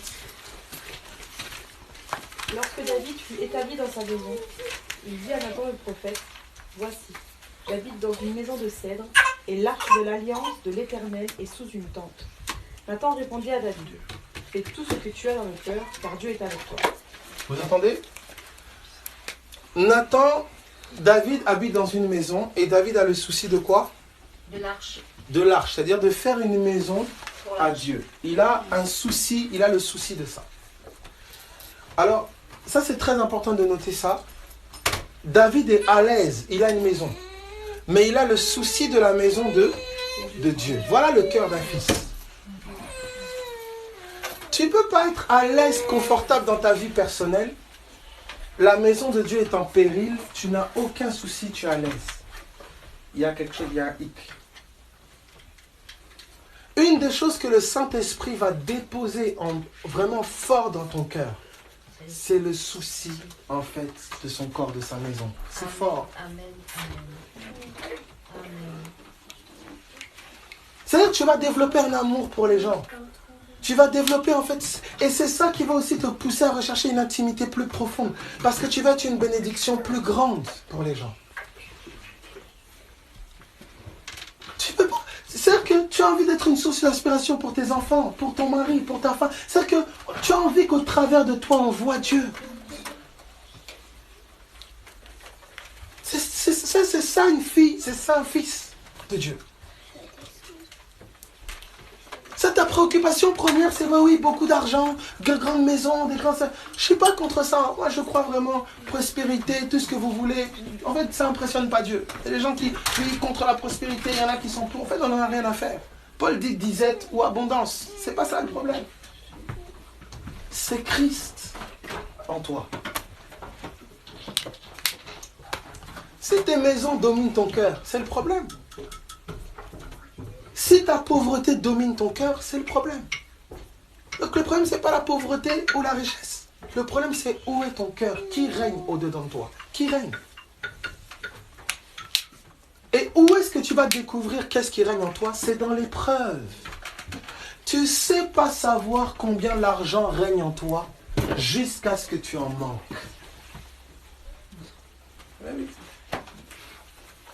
Tu ne sais pas savoir combien cet homme, combien cette femme règne au-dedans de toi, jusqu'à ce qu'il se détache, jusqu'à ce qu'il te dénigre, jusqu'à ce qu'il te tourne le dos. C'est pour ça qu'il est dit dans Deutéronome chapitre 8, je t'ai fait passer par ce désert pour révéler quoi? Les dispositions de ton cœur. Tu ne sais pas savoir combien tu es attaché à ton image, attaché à ta réputation, jusqu'à ce qu'on la salisse, jusqu'à ce qu'on te calomnie. Est-ce qu'il y a un comprend ce que j'ai dit? Tu ne sais pas combien tu es attaché à ta fierté, jusqu'à ce que tu sois humilié. Tu ne sais pas comment tu es attaché à ta propre justice, jusqu'à ce que tu sois injustement condamné.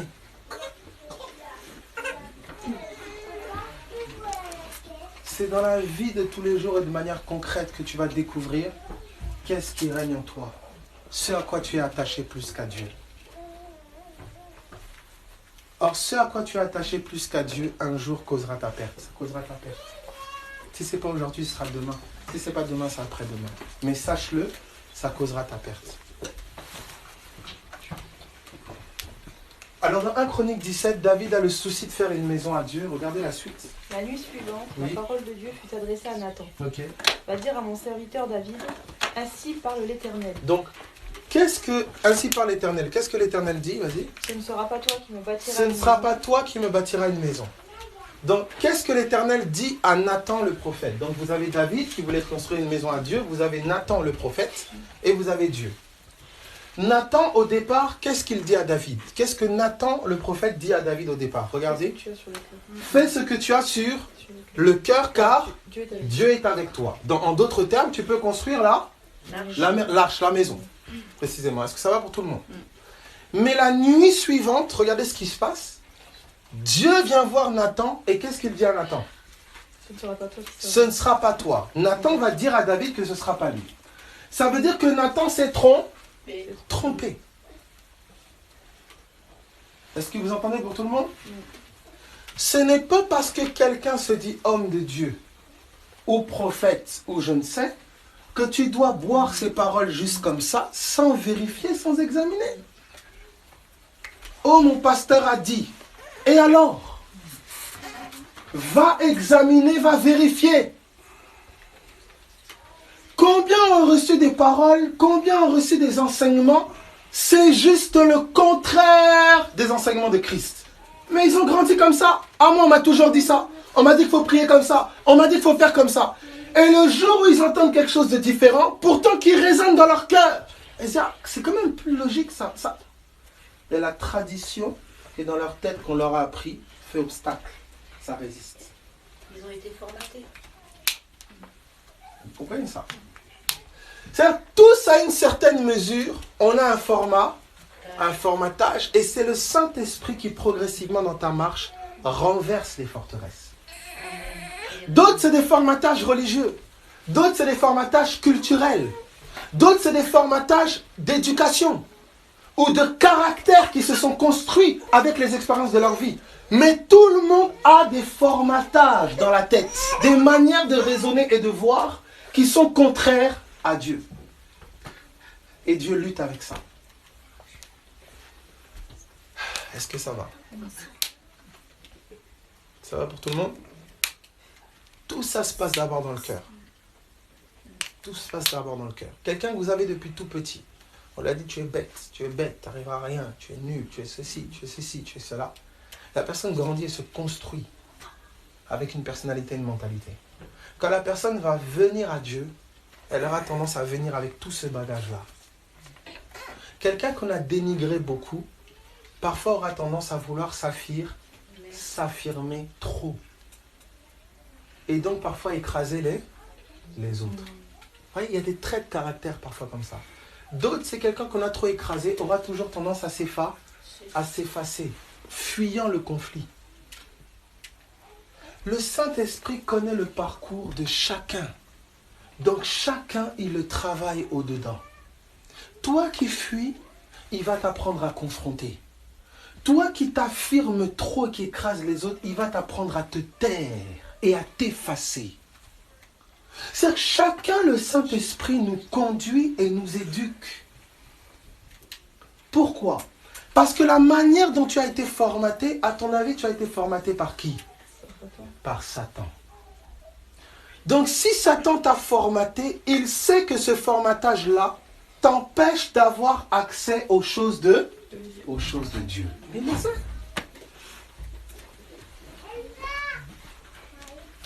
Est-ce qu'il y a un qui comprend ce que je dis? Vous avez d'autres, ils ont été formatés dans leur relationnel. D'autres ont vécu des abus, jeunes. Ils ont été formatés dans un mauvais relationnel, un mauvais rapport à l'affectif. Complètement détruit, bousillé. Vous avez d'autres personnes, c'est des esprits de rejet. Et tous ces formatages, il faut savoir que tous les formatages, derrière, il y a des démons. C'est des esprits qui font ça. C'est dès l'instant où tu vas essayer de sortir de ça, il y a des esprits qui vont tout faire pour te maintenir dans ça. C'est comme ça que vous voyez certaines personnes reproduire la vie de leur mère ou de leur père. C'est les mêmes esprits qui travaillent. Pour ça, la personne disait, moi je ne serai jamais comme ça. Tu fais pareil. Est-ce qu'un comprend ce que je dis? Face à ça, tu as besoin de l'Esprit de Dieu.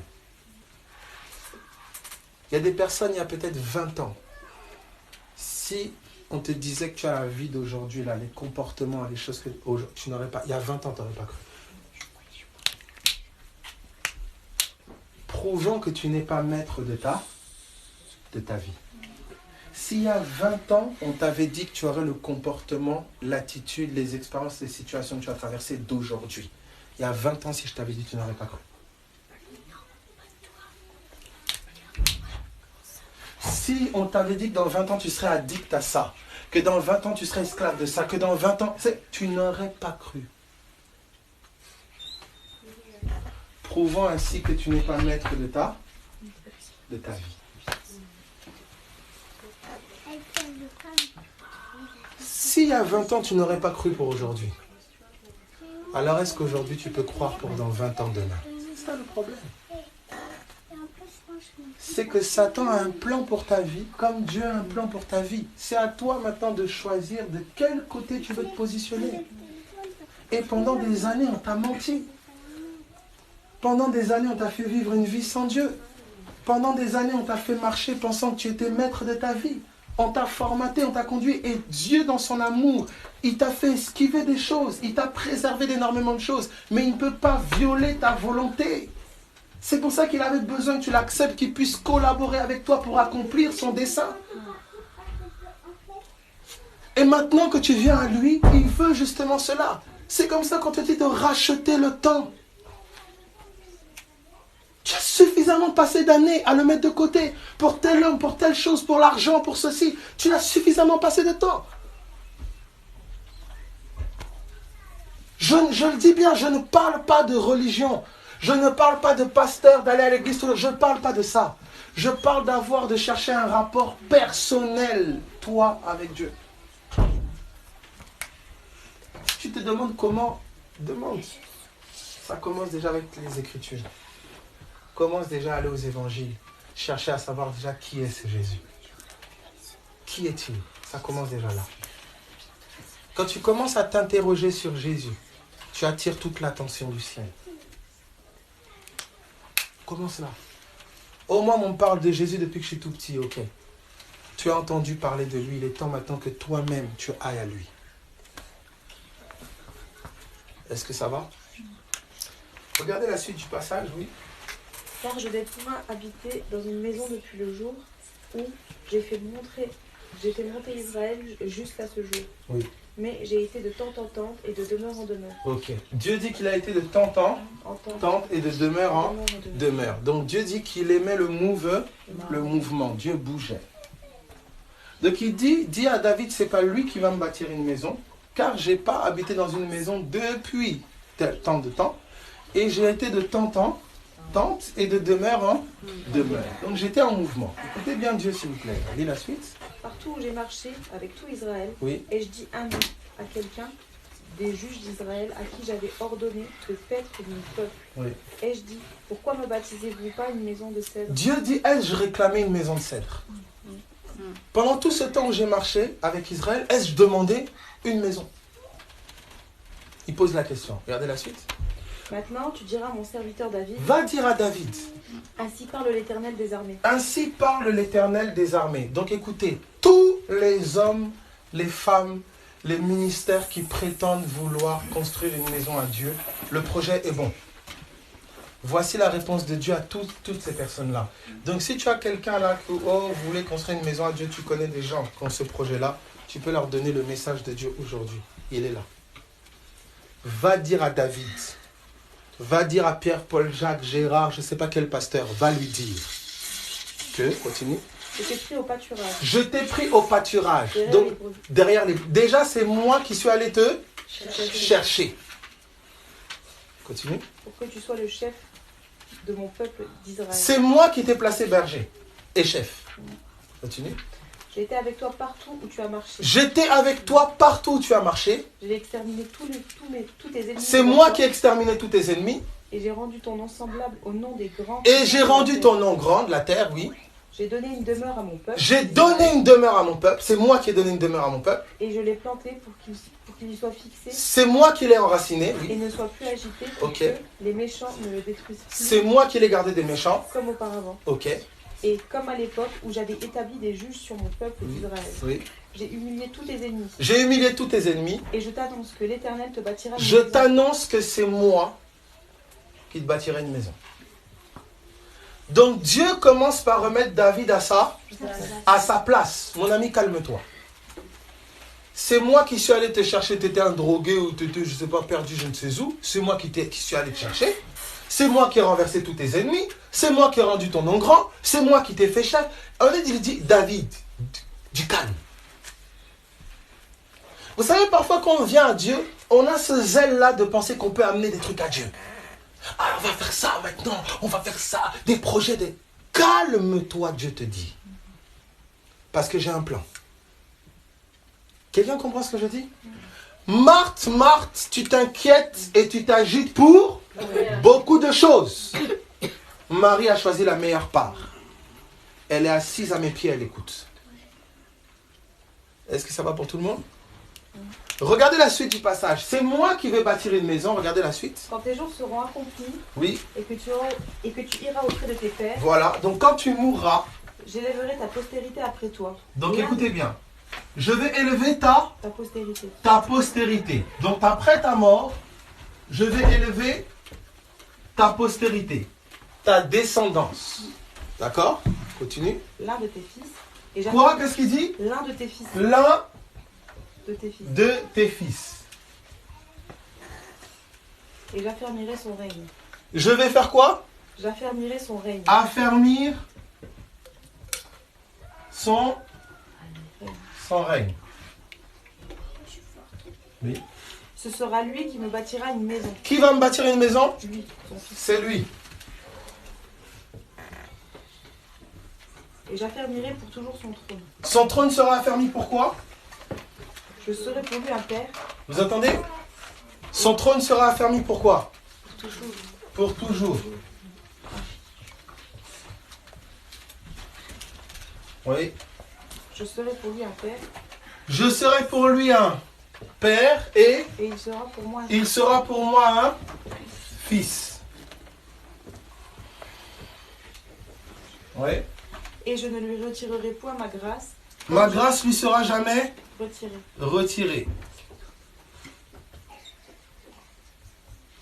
Oui. Comme je l'ai retiré à celui qui t'a précédé. Ok. Je l'établirai pour toujours dans ma maison. Établi. Pour toujours. Pourquoi? Pour toujours. Pour toujours dans la maison Et dans mon royaume. et dans mon Royaume. royaume. Ensuite, Et son trône sera pour toujours affermi. voilà, trône pour toujours affermi. Ouais. Nathan rapporta à David. Est-ce que ça va pour tout le monde? Ça va? Est-ce que tout le monde est au clair avec ça? Donc, je répète. Dieu dit à Nathan d'aller dire à David, David, après ta mort, je vais élever ta postérité, un de tes fils. Il dit, je vais affermir son règne pour toujours. Pour toujours. Il dit que c'est lui à qui je vais affermir le règne. D'accord? Il dit, son trône sera pour toujours. Il dit, je serai pour lui un père, il sera pour moi un fils. Il dit, la grâce ne lui sera jamais retirée, grâce éternelle. Il dit, il sera établi pour toujours dans ma maison et dans mon royaume. Et son trône sera pour toujours affermi. Donc là, ici, Dieu est en train de donner les caractéristiques de celui qui va bâtir sa maison. Est-ce que ça va jusque-là pour tout le monde? Tout le monde est clair avec ça? Tout le monde comprend? C'est pas Salomon. Comment? C'est pas Salomon. Voilà. Tout le monde a pensé que c'était Salomon. Ok? Salomon, qu'est-ce qu'il a construit comme maison? Le temple de quoi? De Jérusalem. Est-ce que tout le monde est au clair avec ça? Vous entendez? Donc les caractéristiques ici du bâtisseur de la maison, c'est celle-ci. Maintenant, qu'est-ce qui s'est passé? C'est qu'au cours de l'histoire, parce que Jésus n'était pas encore venu, parce que le Messie n'était pas encore venu, Dieu en fait a laissé faire l'ombre. Et Salomon ici était censé être celui qui était annoncé, il était l'ombre.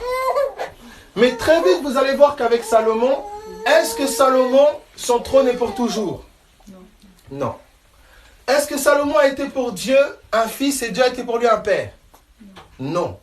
Est-ce que Salomon, la grâce a été éternelle sur son royaume, sur sa vie? Non. À la fin de sa vie, suite au fait qu'il s'est tourné vers d'autres femmes et donc vers d'autres idoles, le royaume a été divisé en deux. Le royaume a été déchiré. Est-ce qu'il a été établi pour toujours dans la maison et dans le royaume? Allez à Jérusalem voir si Salomon y est. Il y est? Il n'y est pas. Donc ce n'était pas Salomon celui qui était appelé à bâtir la maison. Est-ce que ça va pour tout le monde? C'est bon pour tout le monde? On est au clair avec ça? Ok. Maintenant, qui a été appelé fils de David? Fils de David, aie pitié de moi. Jésus. Le règne de qui a été affermi pour toujours?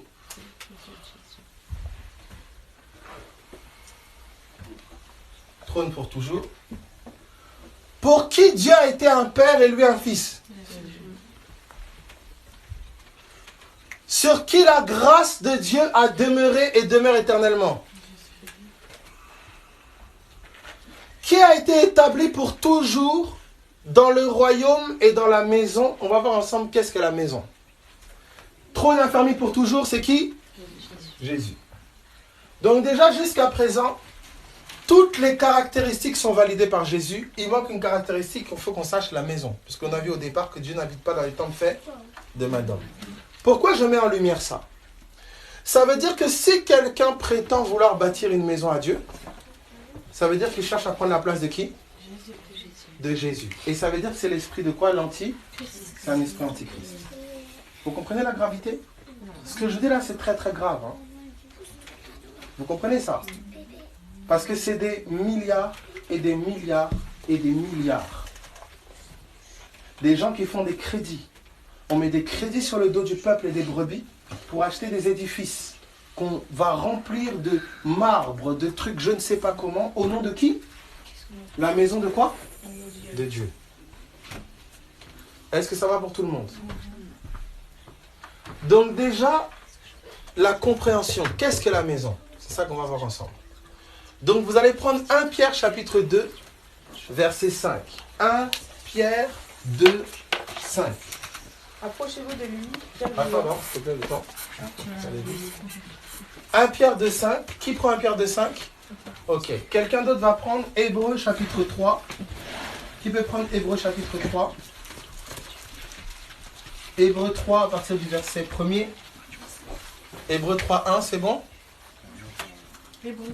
Hébreux 3, 1. Ça va? Donc j'ai résumé. David voulait construire une maison à Dieu. Dieu arrive et lui dit non, David, c'est pas toi. Et il dépeint les caractéristiques de celui qui va lui construire la maison. Dans l'histoire, on sait que c'est Salomon qui a construit le temple de Jérusalem. Mais on comprend ici qu'il y avait un voile. D'accord? Puisqu'on voit que les caractéristiques du constructeur, c'est pas Salomon. Donc là, on est en train de voir, maintenant, on est en train d'aller ensemble voir la maison en question. Si la maison qui a été construite par Salomon n'était pas la véritable maison, si Salomon n'était pas le véritable constructeur, alors qu'est-ce que la maison? Qui est le constructeur? Pour ça, on va prendre 1 Pierre 2, 5. Pour ça, on va prendre Hébreux chapitre 3 à partir du verset 1er. Qui l'a? Hébreux 3, 1. 1 Timothée 3, 14. 1 Timothée 3, 14. Qui peut le prendre? Ça va? Donc, qui a 1 Pierre 2, 5? Hébreux 3, 1. 1 Timothée 3,14. C'est bon? Et 1 Corinthiens chapitre 3, à partir du verset 10. Qui prend 1 Corinthiens 3, 10? Ok. Alors on va commencer déjà par Hébreux 3, 1. Allons-y.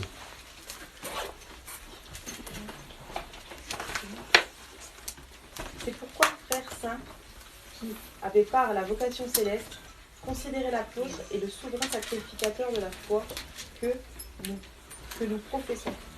Jésus qui a été fidèle à celui qui l'a établi. Tu peux aller au verset 4 comme ça, plus vite. Ok. Chaque maison est construite par quelqu'un, mais celui qui a construit toute chose, c'est Dieu. Amen, Pour amen. Moïse, il a été fidèle dans toute la maison de Dieu, comme serviteur pour rendre témoignage de ce qui devait être annoncé. Mais Christ l'est comme fils sur sa maison. Et sa maison, c'est nous. Ok. Sa maison, C'est nous. c'est quoi? C'est nous. Égale nous. Ça, c'est le premier passage. Donc, on t'apprend que nous, on est quoi? Sa maison. Une maison. Si je t'avais dit que nous, on est une maison, tu aurais eu du mal à comprendre. Comment des gens peuvent faire une maison? Tu aurais du mal. C'est pour ça que Dieu est d'abord passé par un exemple, parce qu'on appelle l'ombre, une image, pour te montrer comment la maison fonctionne, pour qu'ensuite tu comprennes que la réalité, c'est qui? C'est toi. Vous entendez? Donc, si j'ai à prendre soin de la maison de Dieu, je prends soin de qui? De soi-même. Voilà, de soi-même et mes frères et sœurs. Et les gens. Quand j'amène à la maison de Dieu, j'amène à qui? Aux gens.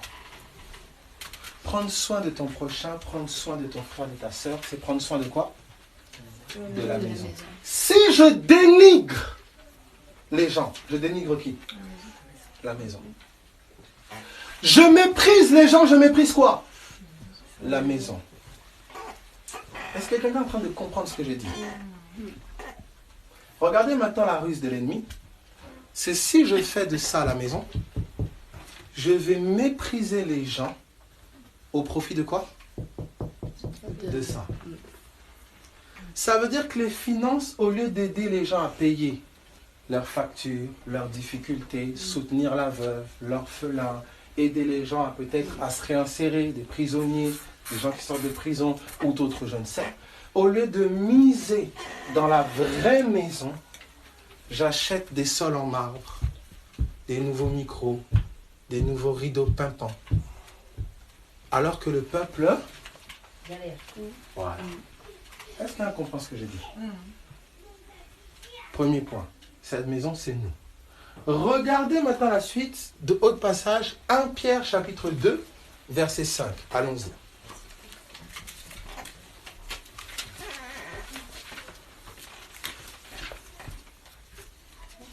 Approchez-vous de lui, pierre vivante, rejetée par les hommes, mais choisie et précieuse devant Dieu. Oui. Et vous-même, comme des pierres vivantes, édifiez-vous pour former une maison spirituelle, un saint sacerdoce, afin d'offrir des victimes spirituelles agréables à Dieu par Jésus-Christ.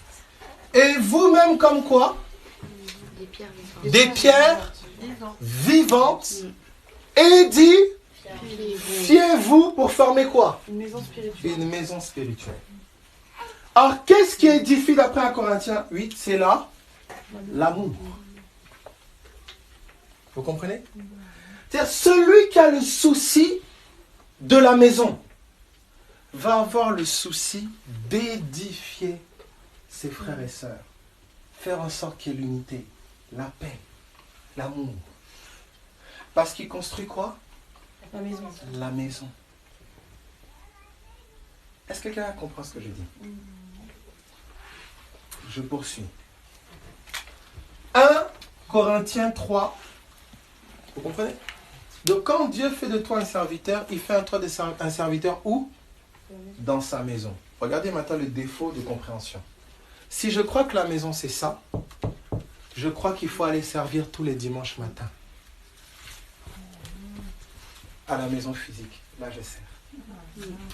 Mais quand je suis hors de la maison physique, je suis au quotidien, T'as vu ce qu'elle a fait? T'as vu ce qu'elle a dit? En fait, j'ai oublié qu'en fait, servir dans la maison, c'est servir mes frères.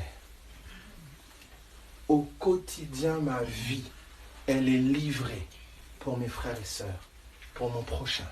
C'est ça le véritable service. On ne t'avait pas appris ça. Quelqu'un comprend ce que j'ai dit? C'est pas moi. C'est dans la Bible. Regardez la suite. Quel passage j'ai pris? 1 Corinthiens 3, verset 10. Allons-y, poursuivons. Selon la grâce de Dieu qui m'a été donnée, Oui. j'ai posé le fondement comme un sage architecte. Vous entendez? J'ai posé le... Donc l'apôtre Paul dit qu'il a fait quoi? Qu'il a posé un fondement comme quoi? Comme un sage architecte. Un architecte, il fait quoi? De la cuisine? La mécanique? Qu'est-ce qu'il fait? Maison. C'est-à-dire que Paul nous dit qu'il a posé un fondement de la maison. Lis la suite. Et un autre bâti dessus. Et un autre bâti sur ce fondement. Tu peux regarder au verset 9, s'il te plaît? Mais que chacun prenne garde à la manière Verset dont 9, il verset 9, s'il te plaît. Tu étais au 10 sur Ah 5. oui, merci.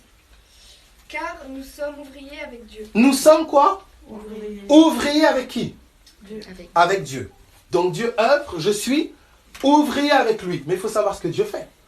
Qu'est-ce qu'il fait? Il bâtit quoi? La maison. Regardez la suite. La suite du 9. Hein. Oui, oui. Vous êtes le champ de Dieu. Vous êtes le champ de Dieu. On regardera une autre fois. Oui. L'édifice de Dieu. Vous êtes l'édifice de Dieu. Ça veut dire que Dieu travaille à bâtir quoi? Sa maison. Et il y a peu d'ouvriers. Donc il prend des gens avec lui pour travailler avec lui à bâtir quoi? Sa maison. Vous comprenez ça? Quand il dit la maison est grande mais il y a peu d'ouvriers. Ça veut dire qu'il travaille à prendre des hommes et des femmes et les travailler à son image pour que ces hommes ne fassent plus de distinction de race, de distinction d'âge, de distinction de statut social ou autre. Ces hommes et ces femmes sont occupés à édifier, bâtir les gens sur la révélation de Christ, établir l'amour au milieu du peuple, faire en sorte que la maison grandisse et soit ferme. Est-ce que quelqu'un comprend ce que j'ai dit? Voilà si Dieu t'appelle en tant que serviteur, servante. Voilà pourquoi tu ne peux pas faire des groupuscules. Quand tu es serviteur de Dieu, tu es serviteur de l'humanité. Tu n'es pas serviteur d'un groupe de gens que tu mets sous ton joug ou je ne sais, où ça devient mon église. Écoutez, ça c'est du brigandisme spirituel. Comment on dit? Je sais pas, du vagabondisme, je ne sais pas comment je peux dire. C'est des gangsters qui font ça.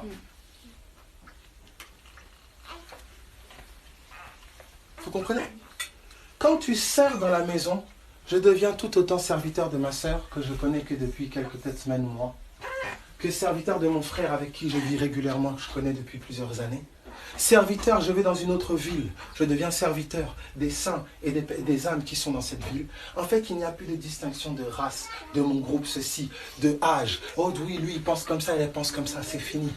Partout où je suis, je veux pouvoir incarner Christ et faire en sorte que, à mon contact, les gens soient davantage affermis en qui? En Christ, c'est ça. Tu sers dans la vraie maison. Or, quand tu appartiens à une dénomination ou je ne sais, on va te formater dans une école et on va faire de toi un serviteur dans un bâtiment. Tous ceux qui ne croient pas comme toi, tous ceux qui ne sont pas d'accord avec toi, ça devient tes ennemis. Tes ennemis. Et tu ne sers plus l'église de la ville, tu sers ta petite église locale. Est-ce que quelqu'un comprend ce que je dis? Est-ce que vous voyez le plan divin? Il est au-delà de notre petite boîte, notre petite boîte. Alors, si on conçoit servir ainsi, vous voyez comment vous pouvez servir dans vos quartiers, dans votre famille, dans vos maisons, à votre travail, partout. Tu es servante, serviteur en permanence. Tu peux aimer en permanence. te sacrifier pour ton collègue de travail en permanence. Tu ne sers pas qu'entre quatre murs le dimanche matin, où tu t'habilles à quatre épingles ou je ne sais pas quoi, tu fais le bon hypocrite pendant 2 heures, et toute la semaine tu insultes ton mari, tu insultes tes enfants, tu pètes les plombs au travail. C'est n'importe quoi. C'est du cinéma.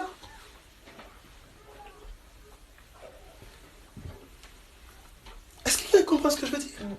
Servir, c'est pas se lever sur une estrade prêcher. Vous savez ce que je fais là? D'annoncer quoi que ce soit. C'est l'infime partie de ma vie. La vraie vie, c'est au quotidien avec tes frères, avec tes sœurs. Tu apprends à supporter le caractère de l'autre. Tu apprends à t'effacer. Parfois même quand tu as raison. Tu apprends à édifier, à t'arranger, à être sensible à l'esprit. Seigneur, qu'est-ce que tu veux que je dise? Et de quoi elle a besoin? Pourquoi il réagit comme ça? Seigneur, qu'est-ce qu'il subit comme attaque? Tu te lèves la nuit pour intercéder pour ton frère, intercéder pour ta soeur, alors qu'il ne sait pas que tu pries pour lui. Tu te retires, tu prends 2-3 jours de jeûne pour quelqu'un, il ne sait pas que tu jeûnes pour lui. C'est le quotidien de ta vie. C'est pas une affaire de débat, oui, non, vous croyez comme ça, ça n'a rien à voir avec ça.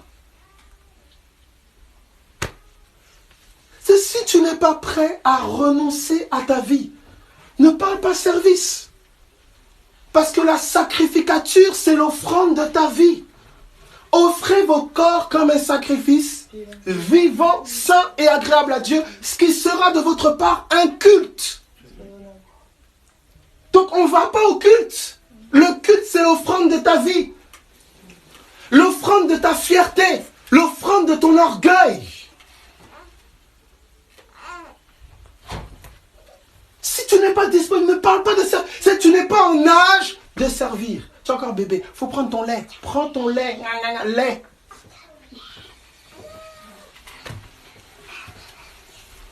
Est-ce que quelqu'un comprend ce que je dis? C'est pourquoi tous ont grandi dans le service. Et à mesure qu'on livre notre vie à la mort, le service devient plus grand. Parce qu'il n'y a pas de plus grand amour que de donner sa vie. C'est cela. Tu vas livrer tes finances, tu vas livrer les choses que tu aimes le plus, tu vas livrer ta vie. Et à mesure que ta vie est livrée, sa vie te vivifie pour davantage donner. C'est lui qui te fortifie. Tu n'es pas disposé à livrer. Mais qu'est-ce que tu veux faire? Tu vas aller où? Celui qui aimera sa vie là, la perdra. Et le mot perdre là, c'est détruire. Ça veut dire t'aimer, c'est te détruire. Est-ce qu'il y a un comprend ce que je dis? Ah ben, je ne peux pas aimer les autres si je ne m'aime pas d'abord moi-même. Aime ton prochain comme toi-même. Cette parole n'est accomplie qu'en Christ. Parce que tu vois Christ dans ton prochain et tu vois Christ en toi. En aimant Christ, tu aimes ton prochain et tu t'aimes toi-même. On a pris ce passage-là pour faire des ultra narcissiques. Ah non, dis 3 fois tu es belle dans le miroir. Je suis belle, je suis belle, je suis belle. Je m'aime. Mais il faut arrêter le cinéma. Comment tu peux aimer quelqu'un qui a un sale caractère comme toi? C'est pas normal.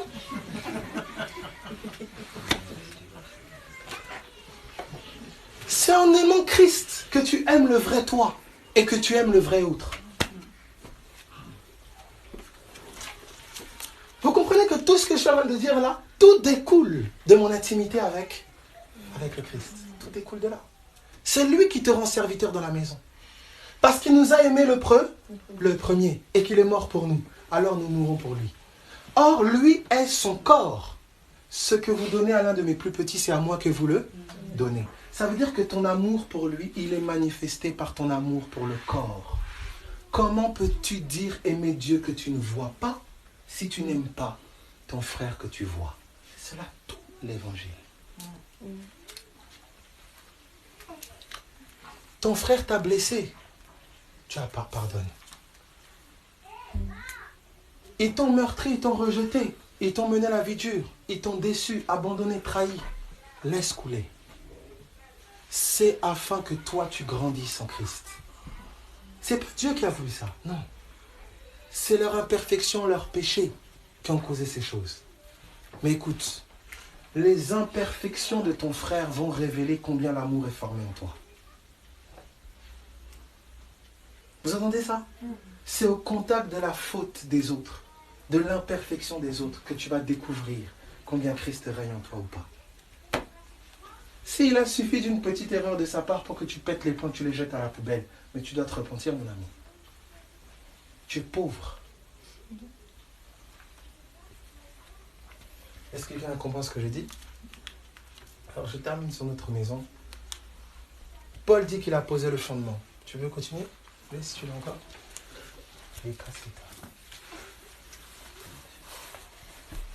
Verset 11. Oui.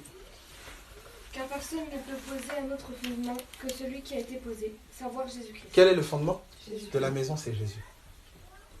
Ça veut dire sur quoi chacune des pierres que nous sommes bâtis? C'est sur Jésus-Christ. Si chacun d'entre nous bâtit sa vie sur la parole, sur Christ, alors la maison s'affermira. C'est ça notre combat. Or, Christ est sa part, il est sa parole. Ça veut dire à mesure que chacune des vies est bâtie sur Christ, la maison est édifiée, alors Dieu peut y résider dans toute sa gloire. Alors le monde verra à travers la maison de Dieu la gloire de Dieu. Le monde reconnaîtra que vous êtes de moi à l'amour que vous avez les uns pour les autres.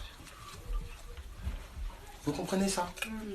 Le temps que tu passes à ton nombril, tu es en train de retarder des plans préparés depuis des siècles, des millénaires.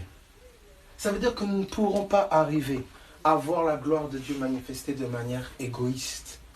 Il n'y a que corporativement que nous verrons ce que Dieu a prévu. Pour nos familles, pour nos proches, etc. Est-ce qu'il y a un comprend ce que je dis? Est-ce que ça va?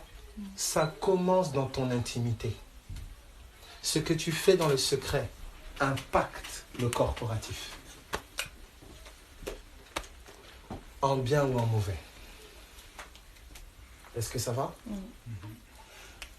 Troisième passage que j'ai pris, donc j'ai pris Hébreu, on a pris 2 Pierre, on a pris Corinthiens, 1 Timothée 3 à partir du verset 14. Donc là je suis en train de révéler l'église, je mets la lumière de l'église comme la maison. Je révélerai d'autres fois au cours des enseignements l'église comme la ville, l'église comme le jardin, l'église comme le temple, c'est ça que nous voyons. Vous allez voir en fait que l'église comme le pays, l'église comme la nation sainte.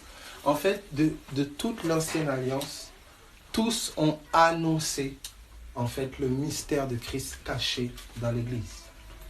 Est-ce que vous comprenez? Le jardin qu'Adam devait garder le jardin.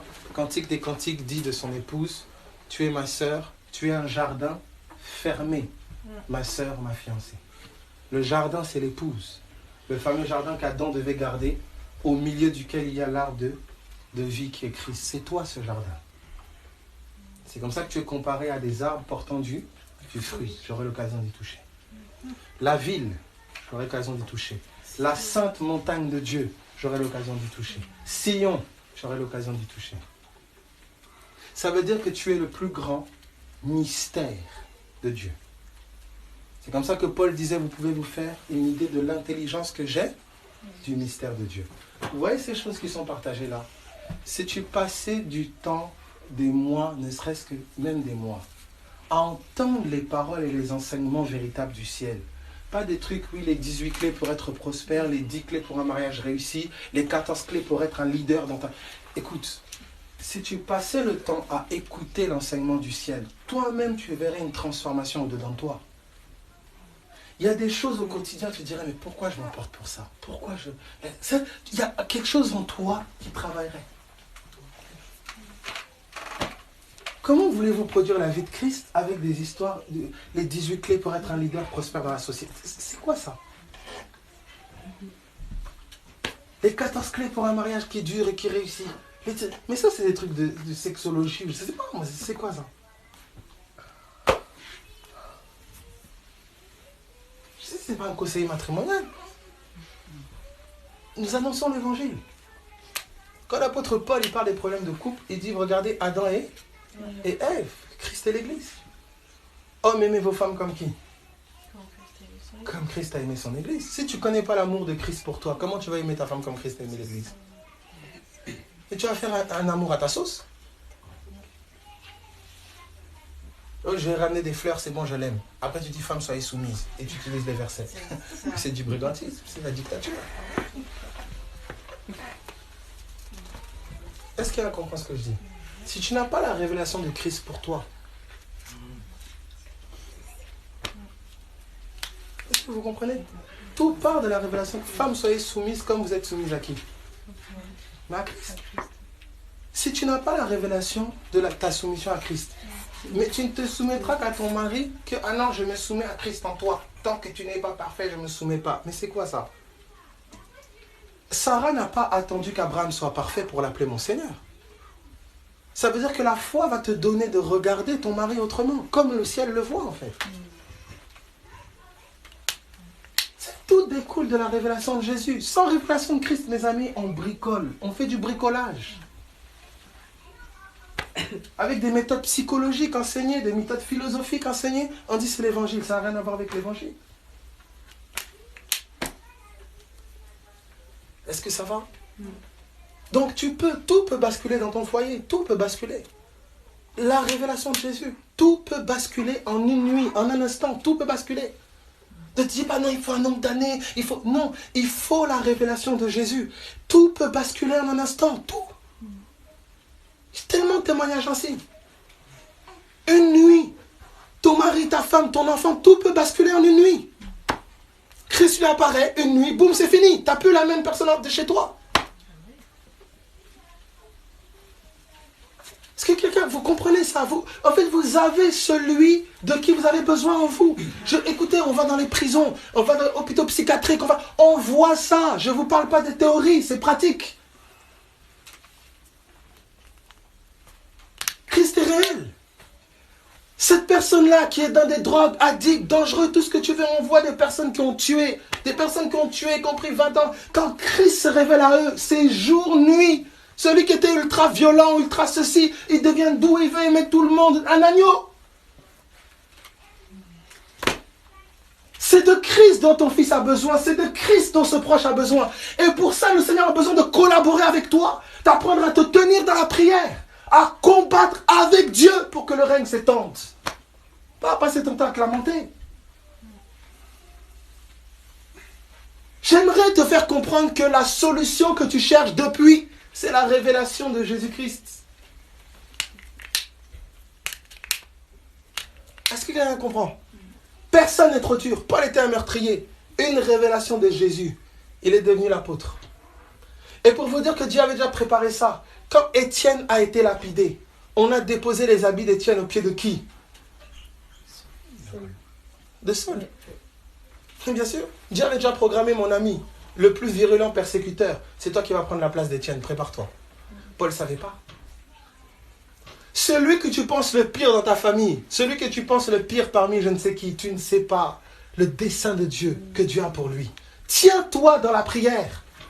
Apprends à te positionner dans la parole. Apprends du Seigneur. Seigneur, comment je dois me positionner? Comment apprends de lui? Vous comprenez ça? Si tu n'apprends pas ça, tu vas chercher à faire du forcing. Beaucoup essaient de faire du forcing, ils essaient de convertir leur mari, leur femme. Oui, fais comme ça. Non, la Bible dit. Non, sois un homme, une femme de prière.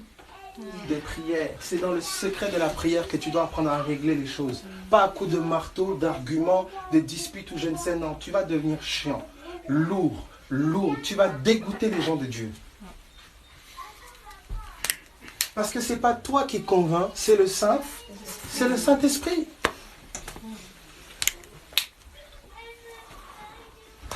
Est-ce que ça va? Terminons sur notre maison, allons-y. C'est quel passage? À Timothée 3,14. Allons-y, oui. Je t'écris ces choses avec l'espérance d'aller bientôt vers toi. Mais si je tarde, tu sauras comment il faut se conduire dans la maison de Dieu. Oui. Qui est l'église du Dieu vivant. Tu sauras comment il faut te conduire dans la maison de Dieu qui est quoi? Qui est l'église du Dieu vivant. L'église du Dieu vivant. La colonne et l'appui de la vérité. Voilà. La colonne et l'appui de la vérité. Voilà la conclusion. Donc on nous dit quoi? On nous apprend que l'église, la maison de Dieu, c'est qui? C'est nous. C'est-à-dire l'église. Donc l'église, ce n'est pas un lieu, c'est des gens. Vous comprenez ou pas? Donc quand on dit, c'était l'une des caractéristiques, qu'il sera établi pour toujours dans la dans la maison. En fait, c'est Christ établi pour toujours au milieu de son peuple.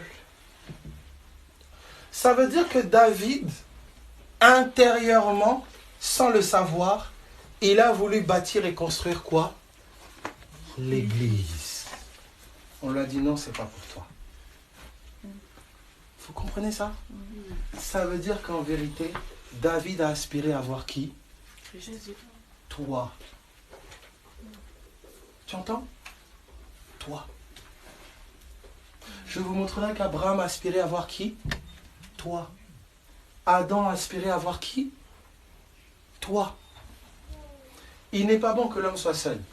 Il a cherché qui? Ève. Ève était l'homme de qui? De l'Église. Abraham a cherché le pays promis. Il s'est installé dans le pays promis sous des tentes. Il attendait la cité céleste au solide fondement. Je démontrerai que c'est toi. Ici, on voit que David voulait construire une maison. C'était qui? Toi. Moïse, on lui a dit de faire le tabernacle selon le modèle qu'il a vu sur la montagne. Je vais montrer que le tabernacle, c'est toi. C'est le mystère que nous a révélé depuis les temps anciens. C'était quand Christ était caché, un mystère. C'est toi. C'est pour ça que tous ceux qui ont aspiré et qui ont cru n'ont pas obtenu ce pourquoi ils ont cru. Parce qu'ils nous attendent. Ils nous attendaient. Toi, maintenant, tu cours après les maisons, les voitures, les châteaux. Regarde le niveau de bassesse.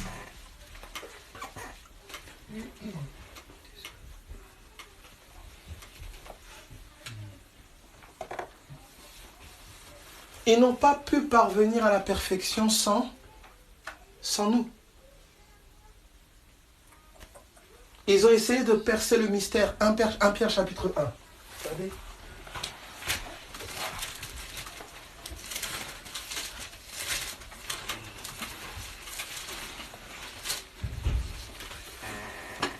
Pierre chapitre 1 à partir du verset 10. 1 Pierre 1, 10. Les prophètes qui ont parlé de la grâce qui vous était réservée ont fait de ce Les prophètes qui ont quoi? qui ont parlé de la grâce Oui. qui vous était réservée. Qui était réservé à qui? Qui vous? Vous entendez? Les prophètes ont parlé de la grâce qui était réservée à qui? À nous. À vous. Regardez ce qu'il dit. Ont fait de ce salut l'objet de leur recherche et de leur investigation. Donc les prophètes étaient des Cher. chercheurs. Ils ont fait de quoi l'objet de leur recherche? Le salut. La grâce qui t'était annoncée. Ils en ont fait l'objet de leur recherche. Ils ont recherché. Regardez la suite. Ils cherchaient à découvrir l'époque et les circonstances indiquées par l'Esprit de Christ qui était en eux lorsqu'ils attestaient d'avance les souffrances du Messie et la gloire dont elles seraient suivies. Vous entendez? Ils ont essayé de percer l'époque. Quand? Ils ont essayé de percer le mystère. Mais regardez ce qui est dit. Regardez. Il leur a été révélé que ce n'était pas pour eux-mêmes, mais pour vous, qu'il était au service de ce message. Vous entendez ça? On a dit au prophète, c'est pas pour vous. Mais pour qui? Pour nous. Pour toi, Église, pour nous. Ça veut dire que c'est pour ça qu'aujourd'hui, vous êtes entouré d'une si grande nuée de témoins. Les autorités, les dominations plongent leur regard dans l'Église pour connaître la sagesse infiniment variée de Dieu. Ça veut dire qu'Église, nous sommes porteurs de la révélation de l'époux. Tu t'imagines ce que Dieu a mis en toi. Imagine quelle est la valeur qu'il t'a attribuée pour pouvoir placer un tel mystère en toi. Et tu peux penser une seule seconde parce que tu n'as pas tel objet, tu es sans valeur. Il t'a donné ce qui est le plus précieux en fait. Mais on ne t'a pas appris à rechercher les choses d'en haut. On ne t'a pas appris à rechercher les choses du ciel.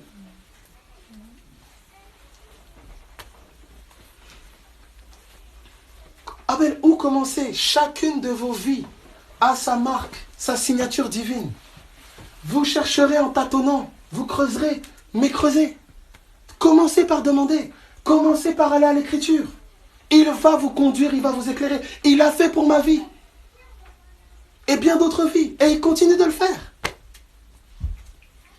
On voit aujourd'hui des orphelins qui sont... Il y a tellement de choses qui se passent. Tellement de choses. Il m'est arrivé, je pourrais témoigner de ça. Tellement de choses. Je ne peux pas m'étendre sur ça, paraître je ne sais comment. Mais il est fidèle. Des rêves où il t'enseigne les Écritures, où une voix te parle et t'explique les choses. On t'avertit de choses à l'avance, etc. Jésus est réel.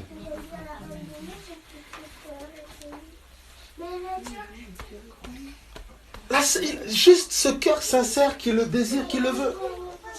Juste. Alors, c'est dans cette dynamique-là, tous les 2 jours, s'il vous plaît, prenez un temps. Les jours où il n'y a pas de réunion, prenez un temps pour prier en langue. Pour ceux qui ne prient pas en langue, médite. Prends-toi un temps. Mets-toi off. J'ai été béni par une soeur qui me disait, Abel, je suis parti à l'hôtel, j'ai pris 2-3 jours où j'étais seul avec Dieu. Je me suis mis off. C'était trop fort, c'était fort. Mets-toi off. Prends un temps, même une journée. Retire-toi un peu avec Dieu. Prends ce temps-là. S'il faut que ça prenne un jour, ça prend un jour, ça... Écoute, c'est simple. Oui, ma belle, j'ai des trucs à faire. Écoute, si la mort t'arrache à tes enfants, à ton mari, à tes amis, la mort ne va pas demander la permission à tes enfants, tes maris, tes amis. Tu entends ce que je te dis? Le temps que tu sacrifies avec Dieu est un temps précieux. Même si ça fait un peu pleurnicher je sais pas qui, écoute, fais-le un peu pleurnicher, ça va pas, il va pas mourir, elle va pas mourir. Tu ne le fais pas pour aller, je sais pas, tu le fais pour chercher la face de Dieu. Amen. Si tu arrives à prendre des RTT ou je sais pas quoi pour aller en vacances de Pâques, vacances de je sais pas quoi, mais prends-toi un temps pour être seul avec Dieu. Enfin, je sais pas, en montagne, en forêt, dans un hôtel, je sais pas. Mais il est temps pour ta vie là que tu puisses un peu t'arrêter et dire, ok Seigneur, je suis là. 1, 2 jours, 3 jours, je suis là. Parle-moi.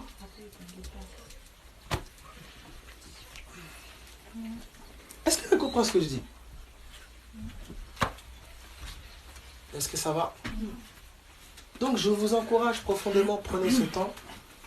Prenez ce temps. Vous savez, il y a eu des pertes, des décès récents. Beaucoup de décès là, en cette fin d'année.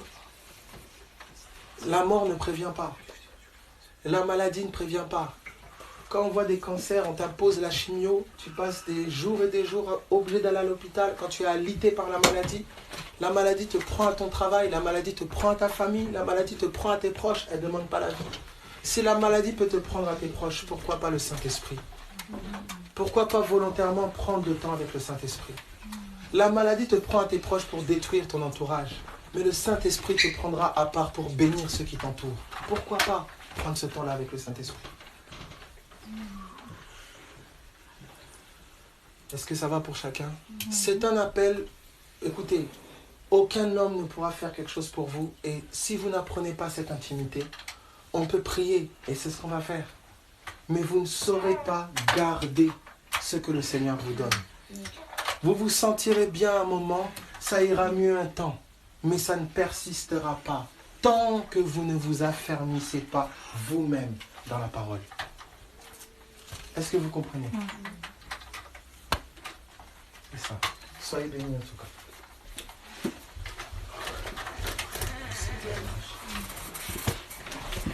Il y en a qui ont des questions, n'hésitez pas.